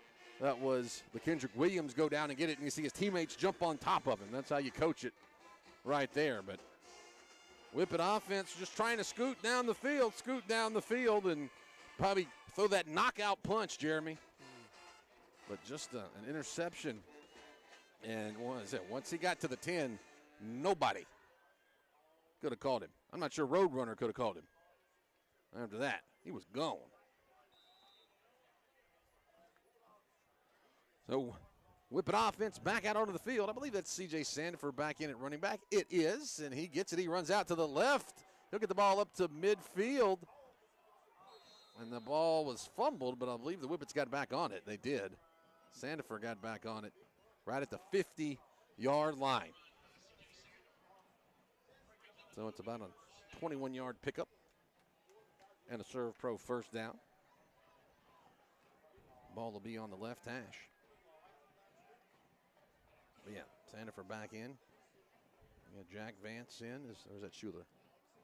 That's Schuler in at the H-back spot. Sandifer runs right around the right edge and gets about 3, maybe 4 yards. Of course, the Whippets just want to run some clock here. Get it down under 8 minutes by the time they're ready to snap this one. Remember when I said Columbia was down? They're not down anymore. Oh, they woke up, huh? last update I have, it's 48-18. Oh, yeah. They woke up. Yeah. They were napping earlier. Walter Payton, as I said, they saw that statue of Walter Payton outside the stadium, and he didn't look too happy. Second down, 7. Give to Sandifer. He's taken down for a loss. Good defensive play by Greenwood. The tackler comes up lame, and he is injured.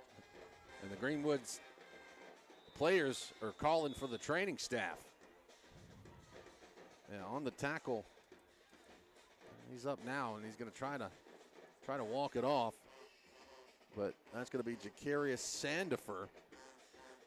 Yeah, he made the tackle and got a TFL, but was just laid down. I feared it was worse because the way the Greenwood teammates were calling for somebody, it looked like it was really bad, but he's all right. It's good to see that he's able to get up and walk off the field. Right at 7 minutes to play. Kosciusko trying to ice it away. Has a 3rd down and 8 from midfield.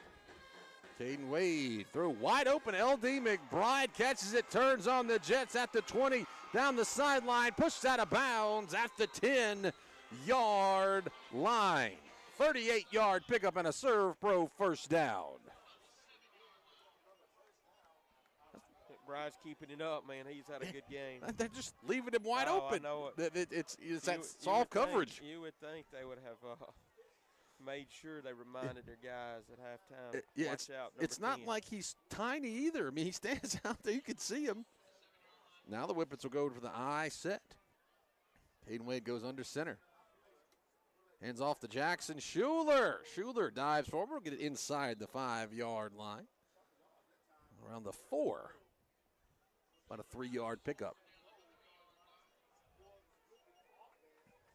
I like to call that the Johnny and June offense because they're going to Jackson. Heard that on the way home today from the Ethel game, so it's on my mind. So once again, under center goes Wade. I-form set. And Wade lost the handle on it. He gets it back. And I think he might have got a yard. Yeah, that's the second time they've been down inside the 5 and some issues on the center quarterback exchange. You know, the Whippets don't do a lot of under center. They do more than other teams that I've seen. But second time they've had some issues on the snap. But Whippets trying to get that knockout punch. 28-7. They lead it 3rd down and goal from the 3-yard line. This time it will be that shotgun set. Give us to Sandifer. He runs forward. He is stacked up. He might have lost the yard. Whippet fans wanted a flag. Well, actually, no, they gave him forward progress up to the 2. Well, it depends on who we look at. The far judge has him at the 3.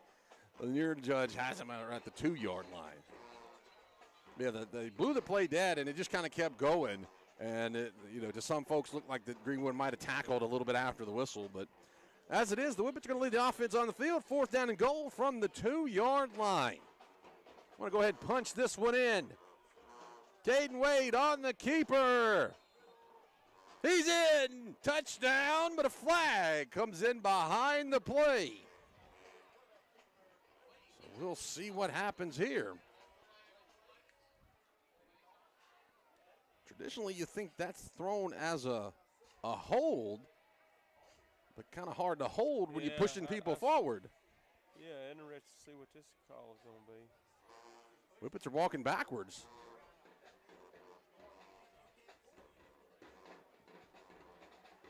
So let's see what it is. A sideline. Are they saying he pulled him in?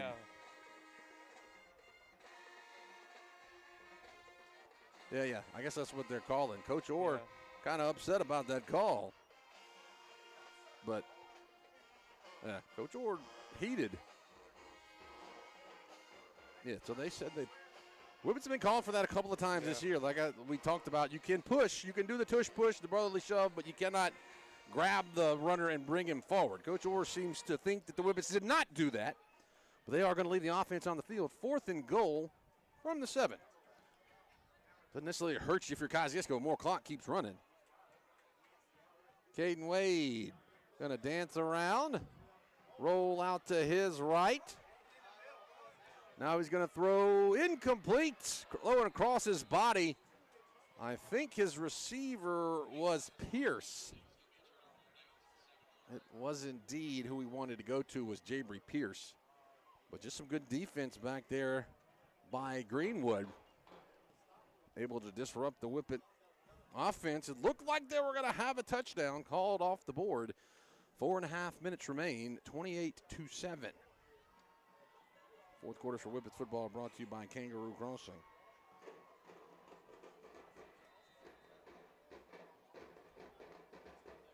First down and 10. Kosciusko going to be on the road the next 2 weeks. Going to be at Yazoo City next week. And then after that, going to be at Amanda Elsie. Well, I think they just call it Elsie now. They're dropping the names on some of these teams. Should note, Somerville still going to be in the ball game at quarterback.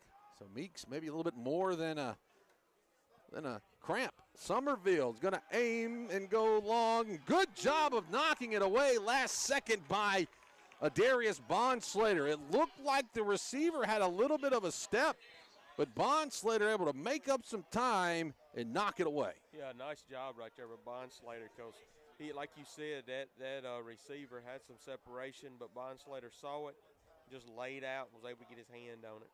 Yeah, Somerville got an arm too. He threw a pretty good pass right there. But now we're going to have Gideon run off to the side, and I believe Herndon, the defender that had the 105-yard pick six, I believe that's him in the backfield. They want to get some speed back there. Whippets with 3 down linemen. High snap, throw out, catch made behind the line of scrimmage, but the Whippets are there to knock them down. Only a yard, if that. Harrington, Bondslater, Keith Lay, all in the tackle. On the reception was the big man. Do we have a 14? Tristan Norman. Okay, I got one. We had to go through our bevy of rosters right here. At 3rd down, 7 yards to go, under 4 minutes to play. Whippets 21-point lead, 28-7. Somerville hands off to his running back, and the Whippets put him in the turf. Big Travion Nash got him for the no gain. It looked like they were going to move it back for a loss, but no gain. And that was Herndon, and then it's going to be a punt situation for Greenwood, it appears. They're really slow to get out there. It almost looked like somebody called a timeout, but they're just taking their time here.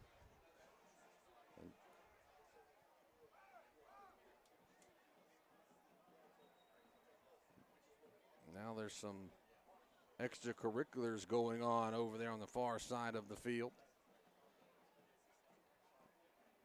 Yeah, somebody stole somebody's towel, and they had to go get it back. But Meeks is going to stand on the U of Kosciusko in that south end zone. Gets a good snap back. Whippets are close to blocking it. Roundtree will call for the fair catch at the 45-yard line. J.T. Heron was about an inch away from blocking that one in the end zone. But the Whippets take over. A couple of first downs can probably seal this one away for Coach Orr and the Kosciusko Whippets here on senior night You're about 2:47 away from Whippets getting one step closer to having a home playoff game for the first time since 2015.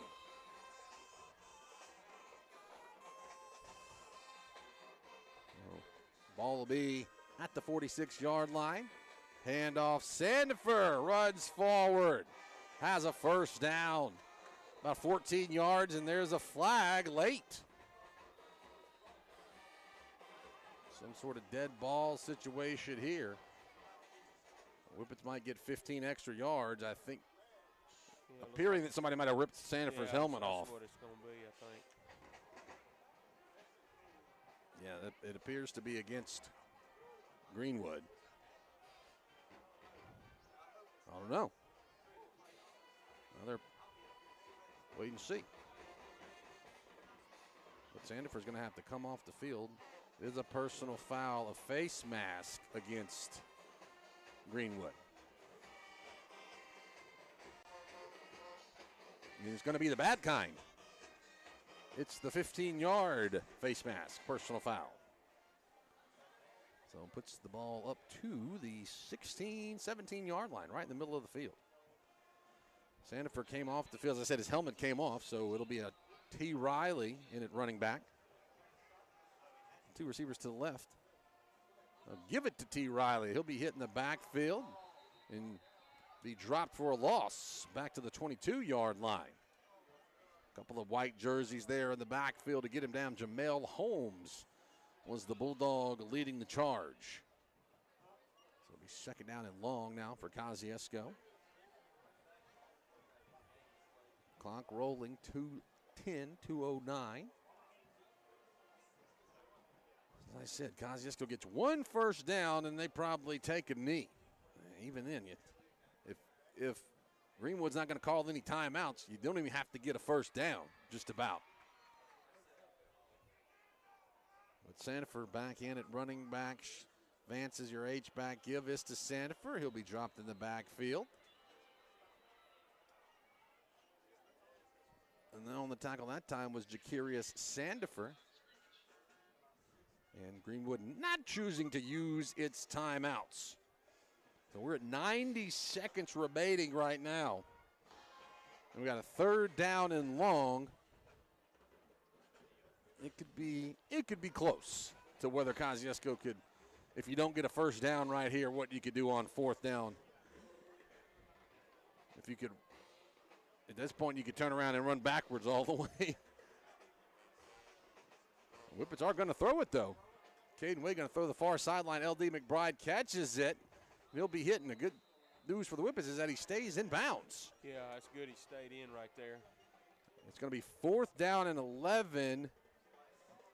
And there's about 15, 16 seconds difference between the game clock and the play clock. So the Whippets could take it all the way down to about 16 seconds and then call a timeout. And as I said, if you want to run it backwards, if you're Kosciusko or whatever you want to do, you can get out of here with a win. But I thought Kosciusko might run it down and take a timeout, which they still might do it. But Caden Wade is going to call a play. He is going to drop the throw, run off to his right, just kind of dance around, and he will throw it away. It was actually caught by Jabry Pierce, but he was out of bounds. So only 13 seconds remain, and the Whippets turn it over on downs. But Greenwood will take over. Yeah, you could tell right there that was the plan, was just to run Caden Wade around. And if it came open, throw it. If not, throw it away. Yeah, you don't want to run 60 yards backwards. Yeah. It's going to mess up your average. Right? It's one thing if you're, at the 20-yard line and you want to run backwards a little bit and dance around, but to go backwards that far, as I said, going to mess up some stats in the stat book. Also, you have to worry about tripping as well. You think you can run backwards that far, but, that's right. You catch a cleat in the turf, and you go down at midfield. Not that it would matter too much in a situation like this. Greenwood's going to have to take a timeout. They weren't able to get to the line and get everybody set. So Greenwood takes a timeout with 13 seconds remaining. And I was going to say we would take it with them, but it looks like they're not even really going to try to take a timeout. They just took a timeout in name only. Yeah, I think they were just trying to get their guys on the field. Yeah. I think their offensive squad probably thought they were done for the night. Yeah. So one or two more plays, depending on what happens right here. You know, incompletion would stop the clock. But 1st and 10 for Greenwood from their own 18-yard line. Raphael Somerville, still your quarterback. And he is just going to grab it and take a knee. So that's all that they will do. They will get out of here, and the Whippets will get the 28-7 win. And they'll move to 7-1 on the season. Greenwood falls to 5-3. We'll step aside for a break. When we come back, we'll wrap it up and name our Autumn Ridge Dental Player of the Game. Whippets are winners tonight on senior night, 28-7. Gear up for deer season at the Atala County Co-op. Pick from top brands like Moultrie and Boss Buck gravity feeders, plus irresistible attractants. Mobucks, Buck Duo, Strawberry Blast Rice Bran, and even peanut butter and jelly rice brand feed. Everything you need is at the Atala County Co-op. The everything you need store. Atala County Co-op. Atala County Co-op. Did you know that 80% of learning in young children comes through the eyes? Thomas Vision offers eye exams for children starting at 6 months. It's very important for children to have an eye exam before entering 1st grade. Doctors Angela Thomas, Tara Dew, and Anna Middleton offer comprehensive eye exams that thoroughly assess overall eye and vision health. Thomas Vision's optical department has the latest glasses frames, and you get 20% off your second pair. Thomas Vision, Veterans Memorial Drive, and Kosciusko. Sunstar Insurance walks with you through life's twists and turns, offering tailored coverage for every chapter. Our devoted team makes sure you have the choices and support you deserve, turning uncertainty into peace of mind. Whether you're securing a home, a car, or your future, we put reliability and care at the heart of every policy. With Sunstar Insurance, you're backed by a partner committed to protecting what matters. I'm Robbie Robertson. I'm Bradley Tyler. Sunstar Insurance, Court Square in Kosciusko. Have you been putting off coming to the dentist lately? Hello, I'm Dr. Adam Middleton from Autumn Ridge Dental in Kosciusko. We are treating patients with a mindset we have always held, that proper, regular, preventive care can help keep your mouth healthy and functioning properly. We want all our patients to have a smile they can be proud of. Please call us at 662-289-7076 for an appointment. Come see us and we will give you something to smile about. For 87 years, we've been your biggest fans. Rest assured, while you are cheering on your favorite team this season, Central Electric's team is working around the clock to provide reliable service year-round. Whether building power lines in extreme weather conditions or restoring power on a stormy night, Central Electric employees take your electric service seriously. We will be there to keep the game on. So enjoy this football season and take comfort in our team's reliable service all year long. It's our commitment to you, serving you since 1937. This institution is an equal opportunity provider and employer.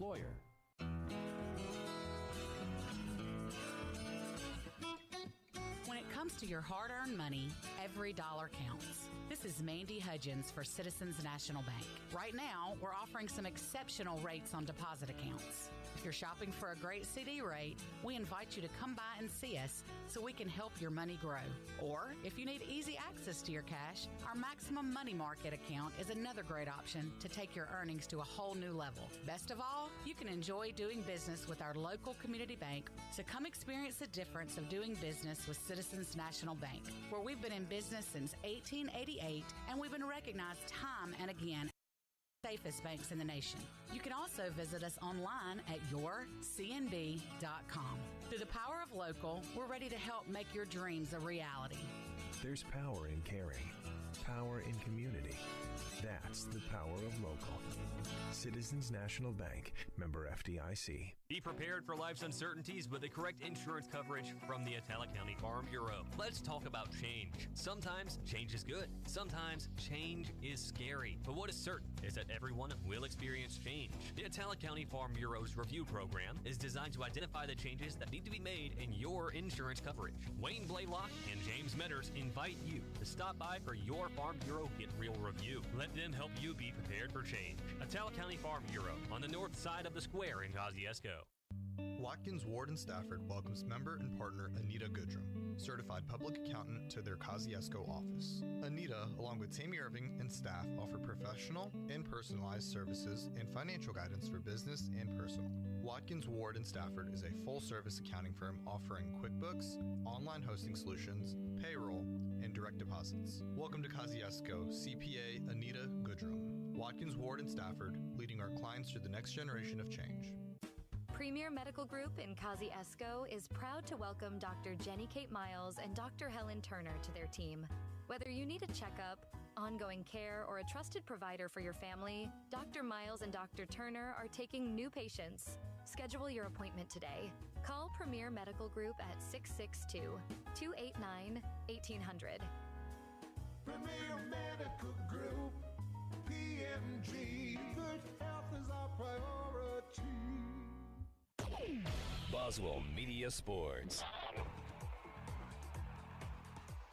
It's the Premier Medical Group post-game show. Kosciusko, big winners tonight, 28-7 over the Greenwood Bulldogs.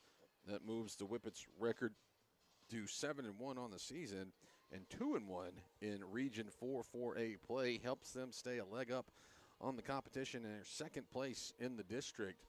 And if they're able to get a win next week against Yazoo City, would guarantee them a home game in the playoffs. So that is a big, big win tonight for Kosciusko over a very good Greenwood squad, very good Greenwood team. And Jeremy, at the half, Kosciusko had the big lead, and then in the second half, it was more just Whippets trying to ice out that lead. Yeah, and you had two scores, like we said, going into halftime from Roundtree and from L.D. McBride. It didn't come out in the third quarter, had a couple of scores there that Kosciusko was able to stretch that lead to 28-0.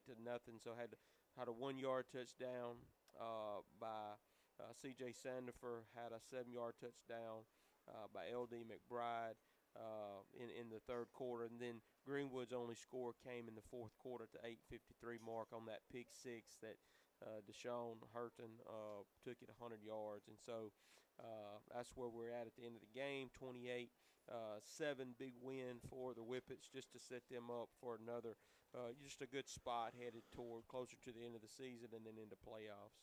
Yeah, and as we said, next week against Yazoo City on the road. Next two games on the road, Yazoo City on Friday, and then a Thursday game on the road at LZ on October 30th. So that's a little bit of a different time of that last week of October.